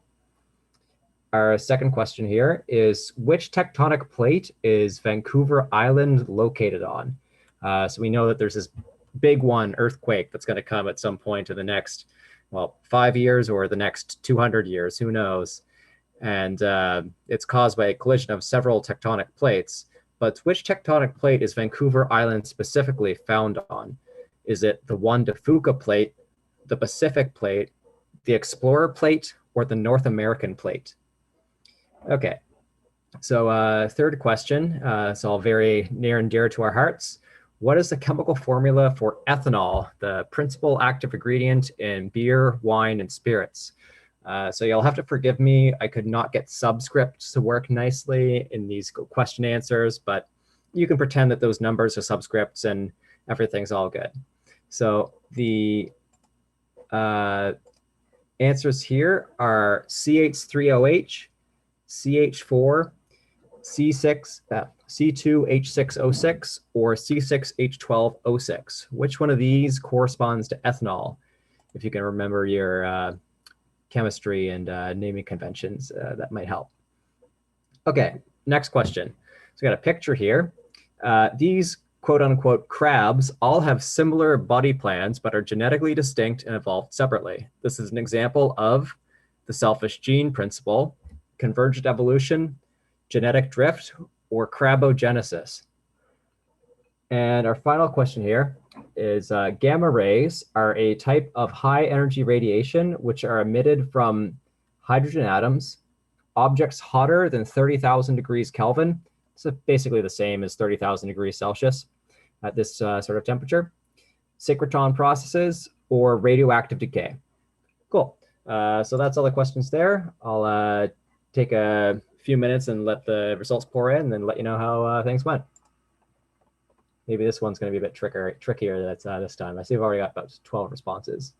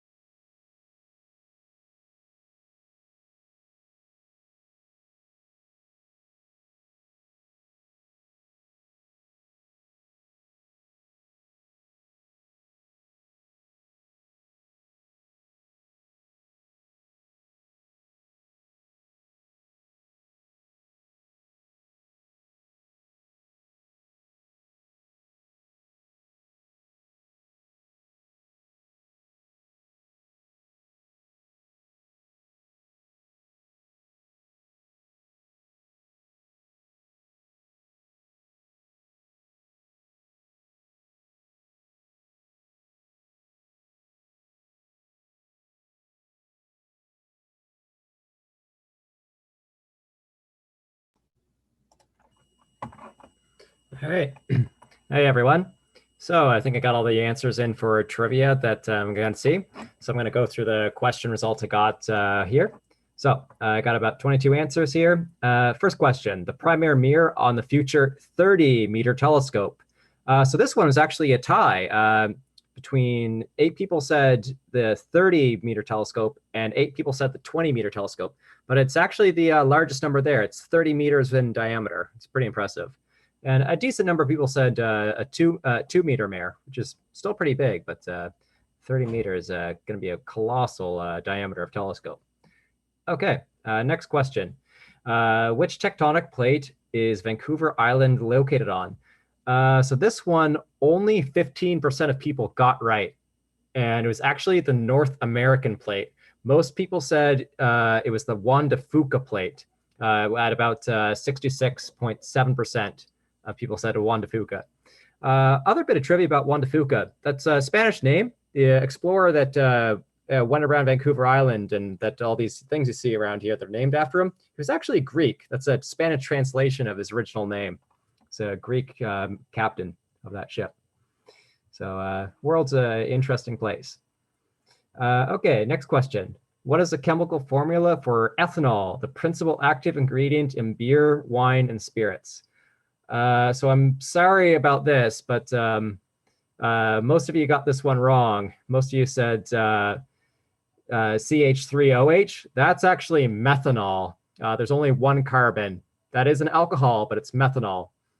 So that's gonna cause some methanol poisoning there, unfortunately. The second most popular answer, that formula is actually for glucose.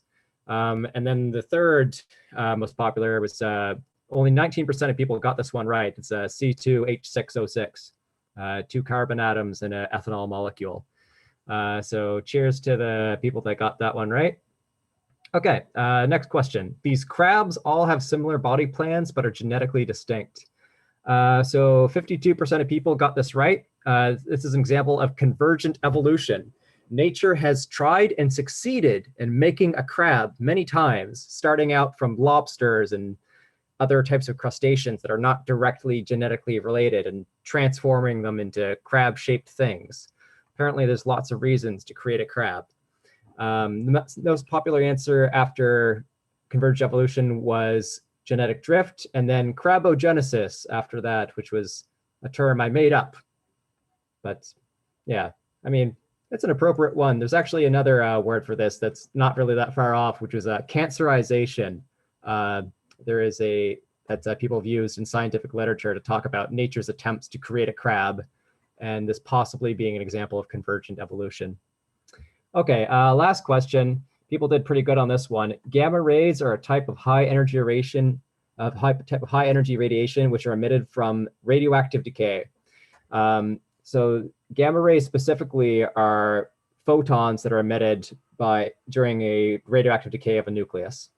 Other processes that might produce high energy photons are not considered to produce gamma rays. They have to actually originate from decay of a nucleus. Cool. So thanks everyone who chimed in on that second round of questions. And I'll hand things over now to Ninka, and she'll introduce our third speaker. Yes, so thank you. Thanks, Logan. Thanks for the interesting questions. I hope everyone understands now really what's the most crucial element of all of our favorite drinks. And I will come back to that in the final remarks. But for now, we are gonna tune in to our third speaker of the night, which is Kaylee. Kaylee is a PhD candidate at University of British Columbia, UBC in Vancouver. And more importantly, she is also the organizer of Nerd Night Vancouver, which is actually how I know her. So she works on research on rats, and I'm sure we're gonna hear much about that during her talk. But I do want to advertise a little bit because she's part of this of Nerd Night Vancouver's new initiative of distributing podcasts now that we're all in lockdown. So if you're interested in more interesting scientific news, take a look at Nerd Night Vancouver because they are posting the links to their podcast every few weeks. But for now, I want to introduce you to Kaylee. Thank you so much. I'm very excited to be here. Let's see. Okay, so this is a bit of a different pace for me. I spoke at a nerd night in Edmonton about 7 years ago, maybe now. And I actually haven't spoken at another nerd night since. I've run over 50 of them, but I haven't spoken at one. So thanks so much for having me back on the nerd night stage, this time virtually, to actually talk about my work. So today I'm going to be talking to you about my PhD work, which has been focused on rats and understanding the risks that they pose to human health, and specifically how their ecology plays a role in that. So first, we have to take a step back to zoonotic diseases. Zoonotic diseases are those diseases that are spread between animals and people. My saying that right now is probably bringing up one in particular. And of course, COVID-19, which is caused by the SARS-CoV-2 virus, is believed to be zoonotic. It has been genetically linked to bats, so believed to have this zoonotic origin. And this is just the most recent in many pathogens that come from animals to people. So Ebola, rabies, H1N1, the swine flu from 2009. There are many, many pathogens that are transmissible from animals to people. And in fact, 60% of the pathogens that we get are from animals. So understanding the pathogens that are in animals, so pathogens are disease-causing organisms, understanding where those are and how they're transmitted to people and how we can minimize those interactions are really important in assessing human health risks. So why do we care about rats? Well, rats carry several zoonotic pathogens. If we think about this beautiful black rat here, how many zoonotic pathogens could I potentially get from this black rat? Well, there are many. The one that probably comes to mind first is plague.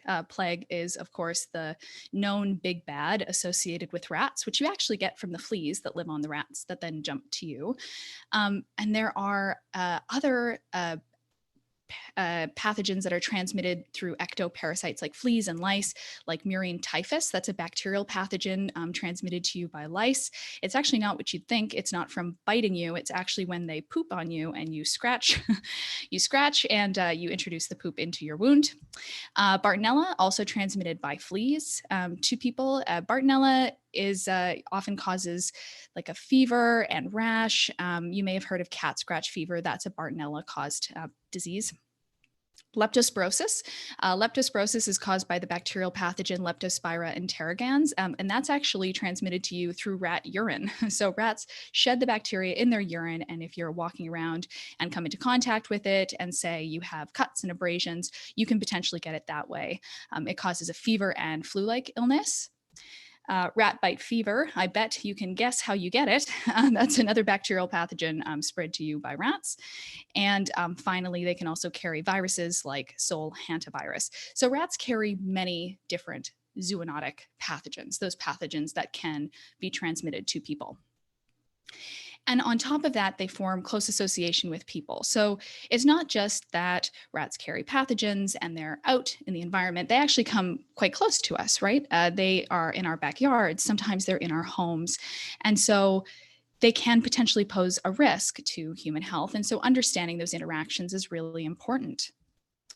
And when we're thinking about how we address these kinds of human health risks, we use something called a One Health framework. And what the One Health framework says is that your health isn't just about you. Your health is actually about the health of animals in the environment, how they interact with the environment, the health of the environment, and how all of those things come together to dictate pathogen spread or disease. So understanding these pathogens are actually really complex because they're really multifaceted. They involve lots of different organisms and they're quite dynamic. I focus my work on rats in Vancouver, and Vancouver is a beautiful city, but you'll be happy to know that we have lots and lots of rats. So this is a video that unfortunately might be a little choppy for you, but I took this video while I was trapping in Vancouver, and there's nothing particularly special about this site, but there are many rats there. And actually, I've attempted to do this several times, and I've never actually been able to count how many there are. Keep your eye on the dumpster in the corner. Whoa. Whoa, another one. So there are lots of rats in this area. We've also focused our work here, not just because there's lots of rats, but because residents have also reported having close contact with rats. So we've focused our work primarily in Vancouver's downtown east side. And previous work from the Vancouver Rat Project, which was actually started back in 2011, found that rats in this area carried a number of pathogens that we might expect them to carry. So Leptospira, the one I talked about already, that's transmitted in rat urine, rats had that, Bartonella, and Streptobacillus moniliformis, that's the bacterial pathogen that causes rat bite fever. So all three of those are in those rats. But they also carried other pathogens that we wouldn't have necessarily expected them to carry. So they also carried methicillin-resistant Staphylococcus aureus. For short, we call that MRSA. It's like the antibiotic-resistant superbug. They also carried E. coli, Salmonella, and Clostridium difficile. Clostridium difficile is another bacterial pathogen, and it can cause quite severe gastrointestinal issues. So not only can rats carry the pathogens we would already expect them to carry, but they can also carry other pathogens we wouldn't necessarily expect them to carry, almost acting like a sponge, moving through the environment, picking up pathogens that they come into contact with, and potentially moving them around. Okay, so rats carry lots of pathogens, but not all rats carry pathogens. And they don't all carry the same pathogens. So this is a map taken from the sampling site, and each of those lines is showing city blocks, and the black circles are rats, and the orange circles are indicating rats that were positive or carried Leptospira, that urine-associated pathogen. So what you'll notice is that not all rats carry Leptospira, and that some areas had many rats carrying Leptospira, and others had relatively few. So there was a clustering of pathogens, and this wasn't just true of Leptospira, it was also true of Bartonella, it was true of Clostridium difficile, so this clustering was true of many different pathogens. So what's up with that? Why? Why would we see a clustering of pathogens? And what I started my research to do was to determine if maybe rat movement was partially one of the reasons for why this is happening. I thought that, well, maybe rats don't move all that much between city blocks. And if they were moving between city blocks, they could, bring their pathogens with them and transmit them that way. But if they're not moving, maybe that's why we see the clustering that we do. And so what I set out to do was an 8-month mark recapture study. So the basic idea is you would set traps. In fact, we set 90 traps at any one time. So 10 traps a block in 9 city blocks. And we would go throughout those blocks and we would trap rats, sometimes up to 40 of them in a day. We would take those rats, we would put them to sleep, and we would give them an ear tag, like an earring with a unique ID, so that we could identify that rat again. And we would take samples so that we could test them for some of these pathogens we were looking for. And we would re-release them at the exact site where we caught them, because the whole idea was to track their movement through time. So we would catch them and put them right back where we found them. But we would also be collecting lots of detailed data on those rats in order to be able to track their pathogen status over time. How did we do that? Meet the rat van. I bought this van with my own money, and we turned it into a mobile lab. This was an image that the CBC did for us for a small documentary that we were a part of called Keeping Canada Safe. They did a really a nice illustration that makes it look quite organized, actually. So we would drive around each day, and we had an area in the back, like a mobile laboratory, where we could actually do the sampling of the rats. And we also had a station at the back where they could recover fully before we re-released them. We didn't always just catch rats. Sometimes we caught other things, skunks being one of the main things that we caught, especially early on. I think one day we actually caught 13 skunks. That wasn't the day we got skunked. We did get skunked, but it was not that day. Okay, So in that study, where we did the follow-up to track their movement over time, we caught a total of 750 Norway rats. Now in Vancouver, we actually have 2 species of rats. We've got Norway rats and we've got black rats. This study focused on Norway rats. And what this map is showing you, the white boxes here are just showing you outlines of the city blocks where we trapped. And the green is showing you the essentially where the traps were. And we did this study over the course of that 8 months. And what we found is out of those 750 rats, we only recaught 130 of them. And of those 130 recaptured rats, only 9 of them actually moved between blocks. So very few of those rats were actually moving between city blocks, which would indicate that rats weren't moving all that much. But one of the problems with using this kind of method is that, well, you need the rats to go back in the traps. And as you could see, I originally started with 750 rats and I only ended up recapturing 130 of them. So many of those rats aren't going back in traps. And actually our research has shown that younger sexually immature rats are more likely to go back into traps, maybe because they tend to have riskier behaviors, but they're more likely to go back into traps than our older mature rats. So what do you do? What do you do if rats don't enter traps? How can you track rat movement otherwise? Well, you can find their relatives.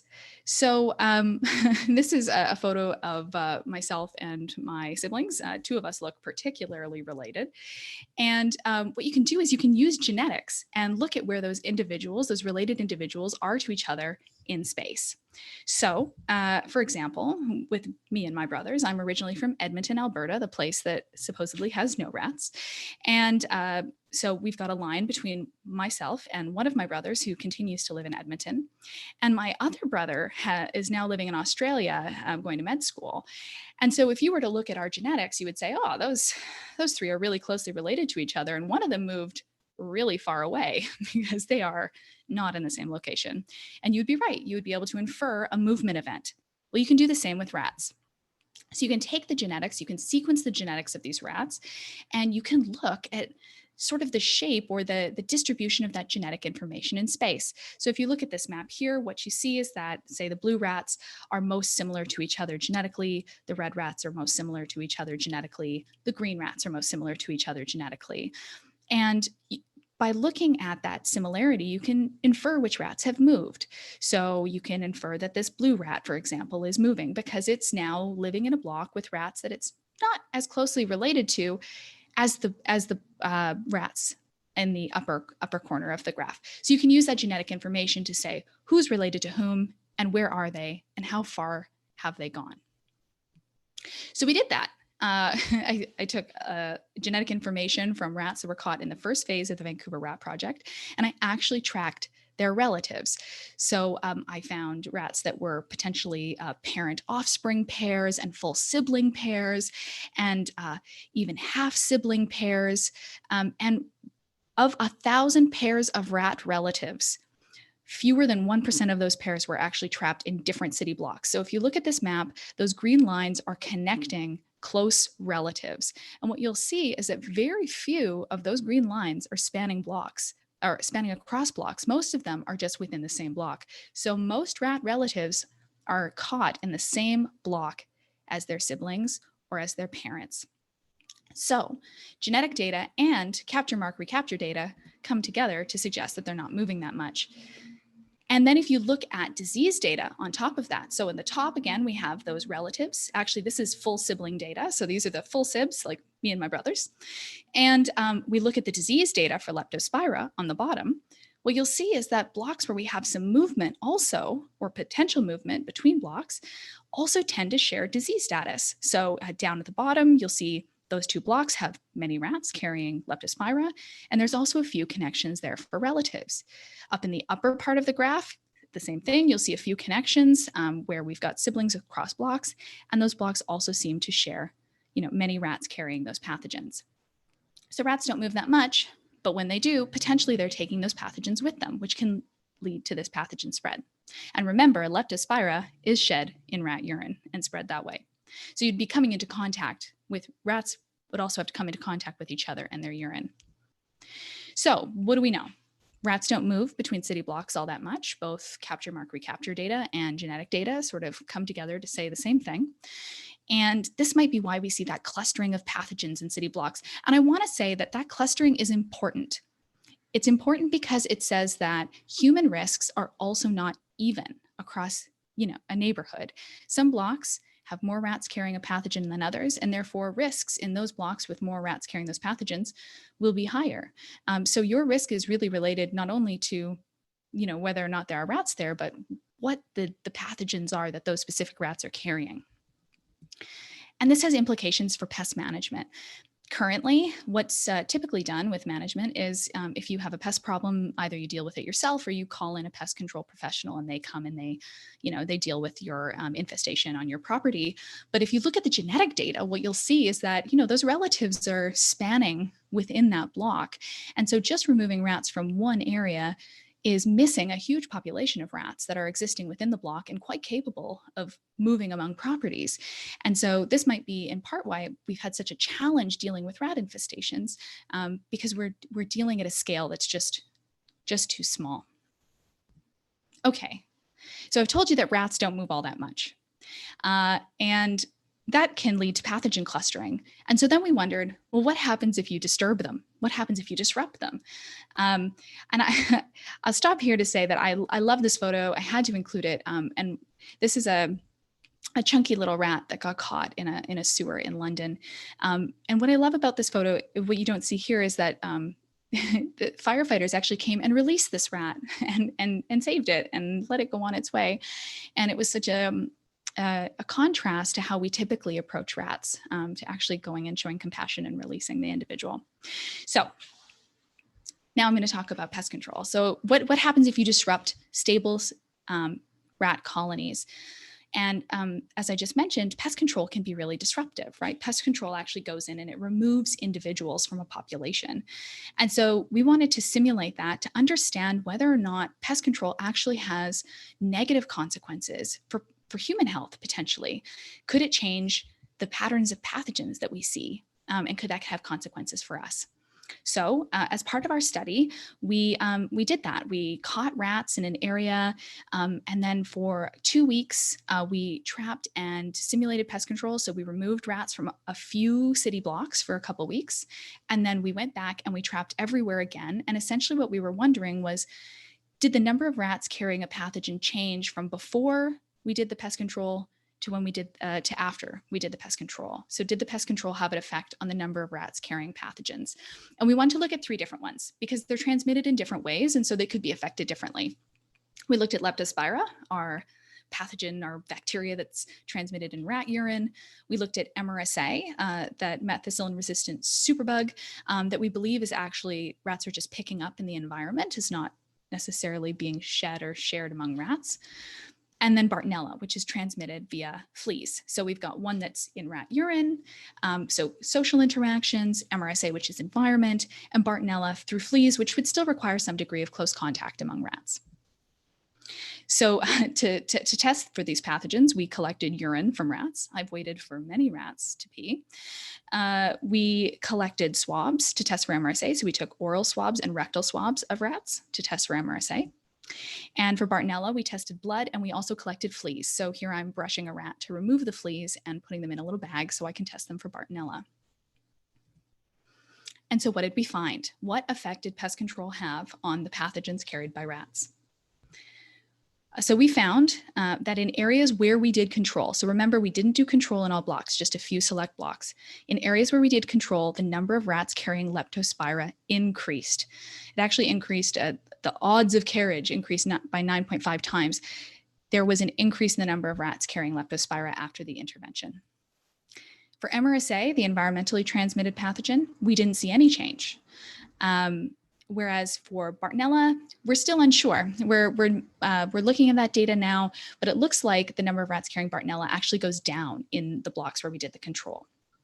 But like I said, final details to come. So what do we know in all? Well, we know that there is very little movement of rats among blocks, which could lead to clustering. And we also know that disturbing these colonies could actually lead to an increase in the number of rats carrying some pathogens like Leptospira. And we think that what might happen is that when you remove some rats from a population, you change the social structure.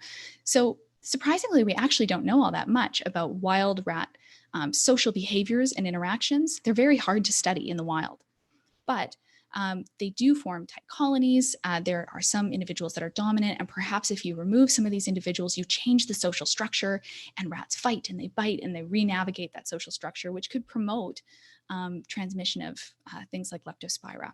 So that's one way we think that that might happen. But it's different depending on the pathogen, which really comes back to understanding the biology of these pathogens in rats. They're not all the same. And this also has implications for management. If the aim of pest management is to remove rats and remove health risks, then some of the actions that we take could actually have unintended consequences that maybe aren't so good for us. If our pest control interventions increase the number of rats carrying a pathogen, then that also increases the number of rats carrying that pathogen that we could potentially come into contact with. So I started off and I talked about this One Health framework of understanding, rats and people and the interactions with the environment and how all of those things come together to dictate human health risks. But I'd say it's a little bit more even like this, like they're so integrated, and really we need to understand that our actions impact the animals in the environment and the environment generally. And so all of these things are really interconnected. And with rapid urbanization and changes in the environment, it's really important to understand these so that we can manage them moving forward. So I'll end there, thanking, of course, all of the people who've contributed to this work and spent a long time with me trapping rats in the rat van. And special thanks to Lindsay Elliott, who took many of the beautiful photos in this talk. And I'll finish with saying that, yes, we've started a podcast. It's called Nerdin' About. The first full-length episodes up, and you can check it out on anywhere that I know receives podcasts. I maybe don't know all the places, but we tried. And with that, I'm happy to take any of your questions. Woo. Thank you so much, Kaylee. Thanks for a wonderful talk. So I don't see any questions yet. So let me go ahead and ask the first question before I give it over to Logan. I was wondering, what are your thoughts on pet rats? How are they actually different than regular rats in terms of transmitting diseases? Is it only about the fact that they don't have any friends, or are they also technically different? Right. So I mean, lab rats, I think, are originally Norway rats. But so pet rats, occasionally you do see cases of rat bite fever associated with pet rats, but you certainly don't see the same kind of association with things like leptospira or plague as you would with pet rats, as you do with them in the wild. And a part of that is because a lot of these things are transmitted in the environment. So if pet rats aren't running around and about in the environment with the MRSA or the leptospira, then they won't be getting them. Cool. I think we got some questions in the chat here. So Crystal Baldwin asks, what's happening with rats right now with businesses being closed and limited food? Are they moving farther? Yeah, that's a really good question. So we don't know. I can say that anecdotally, pest control professionals are saying that they're getting more calls than they normally would. And some rat experts are also saying that they're seeing more rat activity. And that does make sense. So if you have fewer resources, so rats, how far rats move is completely related to how much food is available to them or other resources like where they can burrow or mates. So less access to those things causes them to move further. With closure of things like restaurants or access to food, they will go further trying to find those food sources. So I think that is partially what we're seeing. Cool. Okay, I've got another question here from Chelsea Dunning. I wonder if rats are prone to inbreeding if they don't move around a lot. Oh yeah, great question. They are quite inbred. And what's quite interesting about that too is we have this assumption that being inbred is necessarily bad for your health, but rats seem to be doing okay. And so what level of inbreeding is bad for wild rats is still a bit unknown, but certainly we do see that inbreeding tends to be quite high in our rat populations. Cool. Okay, we have another question here from Tom Crocker. How do you think pest control can lead to an increase in infected rats? So we think that it's actually just the action of removing some individuals and changing the social dynamics. So when pathogens are spread among rats through social interactions, if anything that increases those interactions can potentially increase spread. So really just even any behaviors that we have that can have this ripple effect that affect rats that changes their behaviors could change pathogen spread among rats. Cool. Okay, we have another question here from Jim Mayer. What might be a more effective scope for control activities? A block, a multi-block area, areas that are determined by physical structures, etc. Oh, have you been reading my thesis that I'm currently writing? So it actually varies depending on what location that you're in. So if we look at Vancouver, for example, it looks like even in a neighborhood, in some areas, one city block might be effective. And in other areas, it looks like there's more gene flow, so a little bit more movement. So you'd actually want to scale it up to a few city blocks. We did a comparative study where we looked at genetics in rats in New York and New Orleans, and the patterns are even different there. So it really depends on where you are. But certainly the evidence on the whole is saying that we need to be scaling up our control instead of scaling it down. Awesome. Okay, I think we've got one more question here. Charity Slowbot asks, I'm in Alberta and we've proudly promoted we're rat-free. How true is that actually, as I'm certain rats don't pay attention to border dynamics? They sure don't. So the rat-free status in Alberta is actually related not so much that there are no rats, but that there are no breeding populations of rats. So there are rats, but there are many, many fewer of them. I've seen a couple there myself, but Alberta actually has a very active rat control program, and they have for some time, and they've taken proactive steps to minimize the number of rats. So the rat-free status doesn't necessarily mean that there's not one rat in Alberta. A friend of mine actually not that long ago sent me a video of one running across their property, but there are many, many fewer of them. Okay, awesome, thanks. So I'll hand things over to Nanka here, and we'll see if we got time for a handful of more questions that I think we missed from various speakers at the end there. Cool. Yeah, thank you, Logan, and thanks again, Kaylee. This was wonderful. Thank you so much for calling in to Nerd Night Victoria. I guess in a virtual world, it doesn't really matter that you are about 4-hour travel away, which makes things a whole lot easier. So yeah, we are approaching the end of our Nerd Night. So I promised I was gonna share kind of the results of our questionnaire towards the end. So I'm gonna do that now. So here's just another overview of our evening. But here are the results of our questionnaire. So I just want to go through the answers. I'm afraid some of the people who answered have left us by now, but maybe you're dialing in later to see the results. Because I honestly thought that the results were pretty interesting. So first question was, have you attended Nerd Night Victoria before?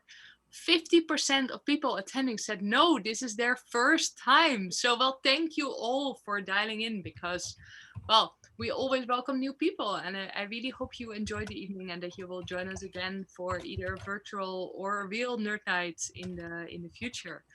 Well, about a quarter of people said like they've been before, and some have said even more than 3 times, so that's great. And then there are some people who have attended Nerd Night in other cities. Well, of course, that's part of virtual. You don't actually have to be physically present here. But I'm very curious about the person, or maybe multiple persons, who said, no, but I'm planning to use my time machine to go attend one of the previous sessions. Please identify yourself in the chat if you are still here, because I really would like to know the access to that time machine, because I would love to go back to the world where we were able to do everything we wanted. Okay, sorry, I'm not gonna cry. I'm not gonna cry. I promise. Next question. Where are you calling in from? So, looks like a lot of people called in from Victoria or Saanich, which is basically just the northern part of Victoria. There's some people from Vancouver Island and Vancouver, even from elsewhere in BC. And then there are a bunch of people from Canada and United States. And well, it looks like there's nobody from Europe. I'm not blaming them because, well, Europe has a different time zone and it's pretty hard to be awake right now. But maybe they will watch our broadcast later when they are up. Because, you know, this YouTube is recorded, so you will be able to watch all of this afterwards. But there is one person, or maybe two persons, I can only see percentages here, who says they are from elsewhere in the universe. I was trying to be very complete here in this poll. So if you're not in the world, not in the solar system, not in the Milky Way, you must be elsewhere in the universe. So again, please identify yourself in the chat. I would like to know who you are. And also please provide your coordinates because maybe we can track you with our telescope. Remember, I'm an astronomer. I'm sorry, I do that. What color is your drink? So seriously, I really thought I was complete here with all the colors that I had listed. But apparently black, dark brown, gold brown, and yellow only covered half. Then there were some people saying red, blue, green, white, silver, purple, and then 26% said other. I only got 2 responses in the chat saying like what other color that was. So one was clear. Okay, that's fine. That's fair. I didn't include that. The other one said purple. So that person actually didn't read the poll because purple was in there. But I feel like I'm missing some people. So I'm also very curious about your green drink or blue drink. So again, if you're still around, maybe enlighten us because I'm very curious what you're drinking. So what are you drinking? And yeah, I think I mentioned this in the beginning. I'm actually not able to match the answer to one question to another answer. Sorry, to another question. So I cannot say whether this is correct. But again, like I said, I'm very curious about these blue and green drinks. Answers here are a little bit more predictable. So there's some people drinking category 12 or beer just from another brewery here on the islands. Nobody's drinking homebrewed beer. I thought you guys all had a little time now, but maybe I'm wrong. Also, nobody said, I don't know where my beer is from. So, you know, kudos for that. Good job. Good job. You all know where your beer is from. I don't think we had any kombucha. We had some wine, some scotch, some cocktail, some juice, some soda. Quite a lot of people drinking water. I mean, of course, you want to be healthy. I understand. But, you know, let's chill. It's nerd night. Let's relax. Let's relax. Let's, you know, you don't have to drink water. Nobody's watching. I have to interrupt for a second as the poetry person. You don't have a category for cheap stuff, no name label that kind of looks like watered down pee? And oh, my sister friend wants a pet rat now. Thanks. Okay. Okay. So there's another slide coming, but I did not add that option. Okay, let me finish my story here. So okay, a lot of people are drinking water, even though nobody's judging. So a person is drinking elixir of life, so that's cool. Again, I would really like to know who you are, because you know all of us would like to live long and forever. Tea and coffee and something else. So I actually had to make.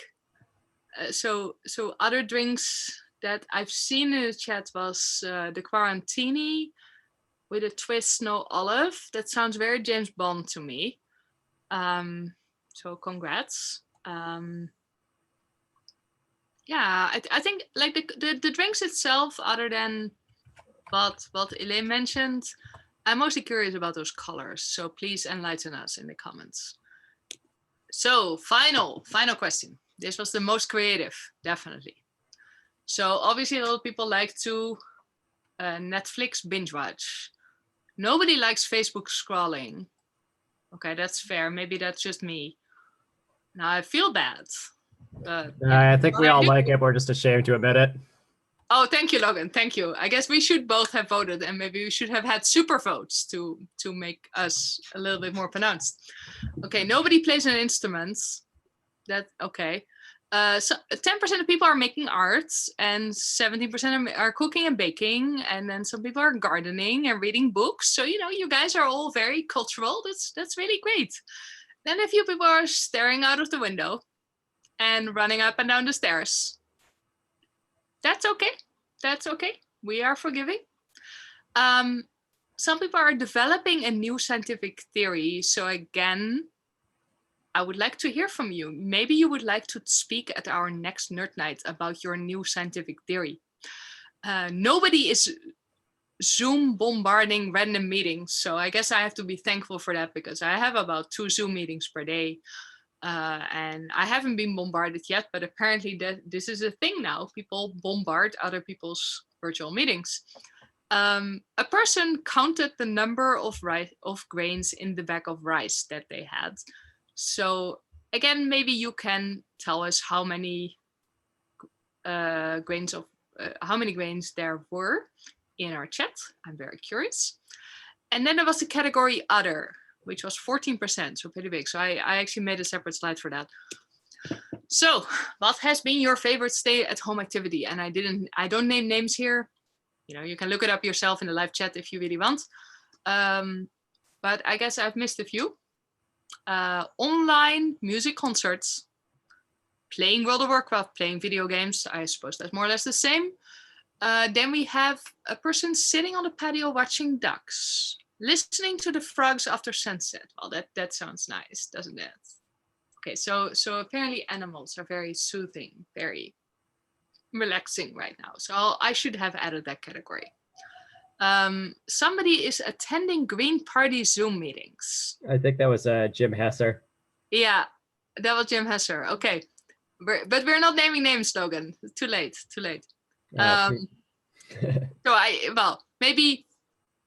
to be honest, I'm a Dutch citizen. I still don't understand much of Canadian politics. I guess attending political party Zoom meetings is interesting, and I would love to hear more about that, maybe at the next Nerd Night. And then, there's only one person who can say this, annoying Logan at home. That is obviously Logan's girlfriend. And there is no comment from me there. Good.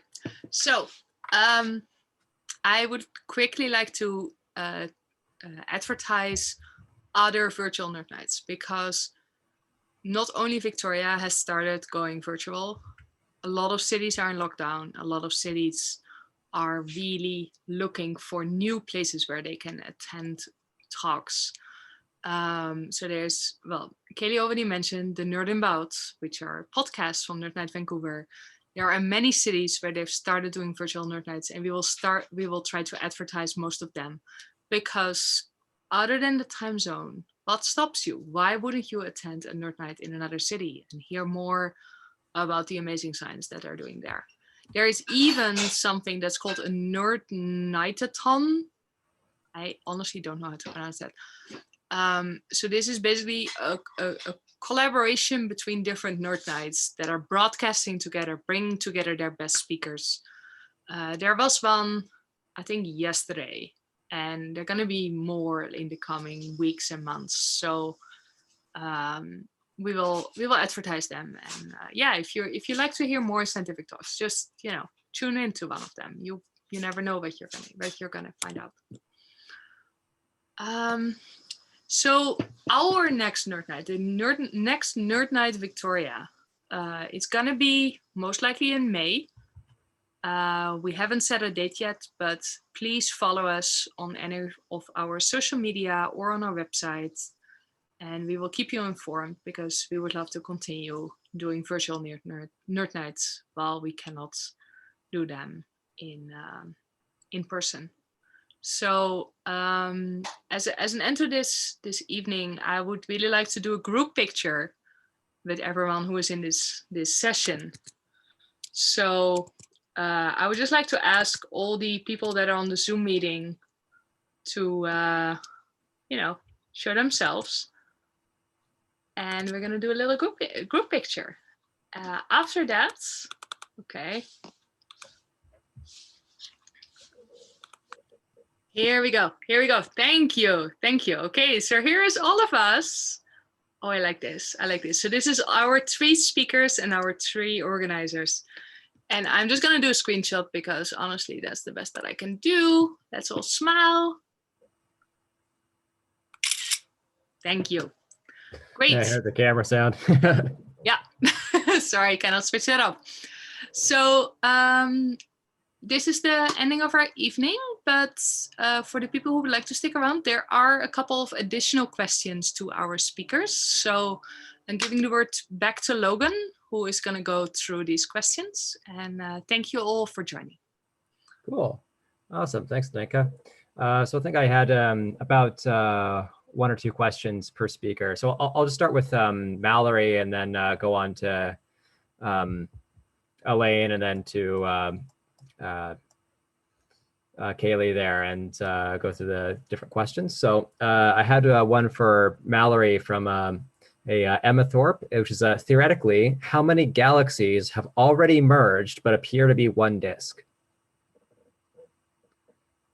That's actually a very tricky question, and what I could imagine even getting in somewhere like a defense, because I'm sure there's a nice mathematical way to go about it. It's tricky to figure out because the way we look at galaxies is that we get light from very different epochs in the universe. So galaxies that are further away from us appear to be earlier in the universe. And the earlier in the universe a galaxy is, the less interactions it's gone through. But the big answer to that is that many of the galaxies we've seen today, if not most of them, have undergone some sort of interaction in the past and then calmed down into that disk state. I don't have an exact number, but it'd be very, very, very large. Cool. Awesome. Thanks. Okay, I think we had another question here for Elaine, which was from Nairn McKay. So the question here was, can you comment more on performative activism and how social problem fetishism is the exact opposite of allyship? Elaine, I think I see you talking there, but I think your microphone's muted. Oops. There you go. There we go. Sorry. It'd be great if I was hoping that Nairn could actually answer this question because she's an amazing sociologist. But in any event, sorry, I just have to go to the question again. Yeah, it was, can you comment more on performative activism and how social problem fetishism is the exact opposite of allyship? So let's put it this way. Have you ever heard somebody say, I am not racist, I'm not classist, I am not any of these things because I have a friend who is. Mm-hmm. And that is sort of the performative thing. So look how much I care about social inequality and inequity because look, I raise money for the homeless or I volunteer on the weekends. So you have to, of course, with performance is you have to share it. You have to make it publicly known. That was in sort of one of my poems about all these millionaires and billionaires coming out and going, oh, look, I gave 0.001% of this fortune I have, and aren't I a hero? And what that does is position you as here, and those you're supposedly helping down here. So this whole concept of othering, and I'm not putting it in quotes because I think that language is a bunch of baloney. It's important. Allyship actually means coming alongside and not co-opting somebody's voice. So if you truly care about an injustice issue that does not personally touch you, but it touches you because you're part of a community and you should care about it, then you need to learn from, not co-opt those voices, not use those voices in inappropriate ways. I'm just thinking about a friend I have. I could go, well, I'm not racist because you is African-American. That is so outrageous to think that way. But this is what goes on all the time. And we see it on social media all the time. And we're seeing it now hyper amplified. So that's part of what Nairn is talking about. So what she's, but more specifically, what she's asking about is that in Canadian society, and this is a colonial thing, sorry, it needs this kind of time to answer this, is that we blame the individual for their plight in life. And her question asks us to consider the big reasons why. These are those big structural things. Mhm. That it's about institutions, it's about the big isms. So you can't be a good ally if you're going to go, I'm going to help out, every third weekend and then post it on Facebook. I see. Hope that, well, it doesn't answer it well. Naren could have been better. She would have been much better, but there you go. Okay, thank you, Elaine. Okay, and I think we've got one more question here for Kaylee, which was, if rats are quite inbred, how difficult is it to track their genetics? So there's this study you've done there, Kaylee, with actually looking at how related rats were between and I guess if the inbreeding makes it difficult to do that. Have we lost Kaylee? Kaylee had to leave, unfortunately. Okay.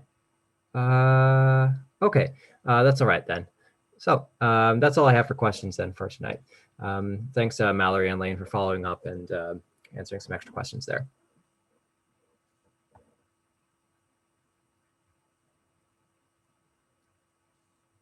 All right. Okay, so then I guess I'm really gonna close the evening. Again, thanks everyone for watching, and please follow us so we can announce our next event in a couple of weeks. Thank you so much. Have a good night. Stay home, stay safe, and thank you so much. Bye.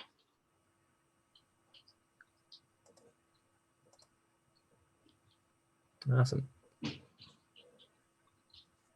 Yeah, we'll just leave the Zoom meeting here. Yeah. Spencer, please close the YouTube.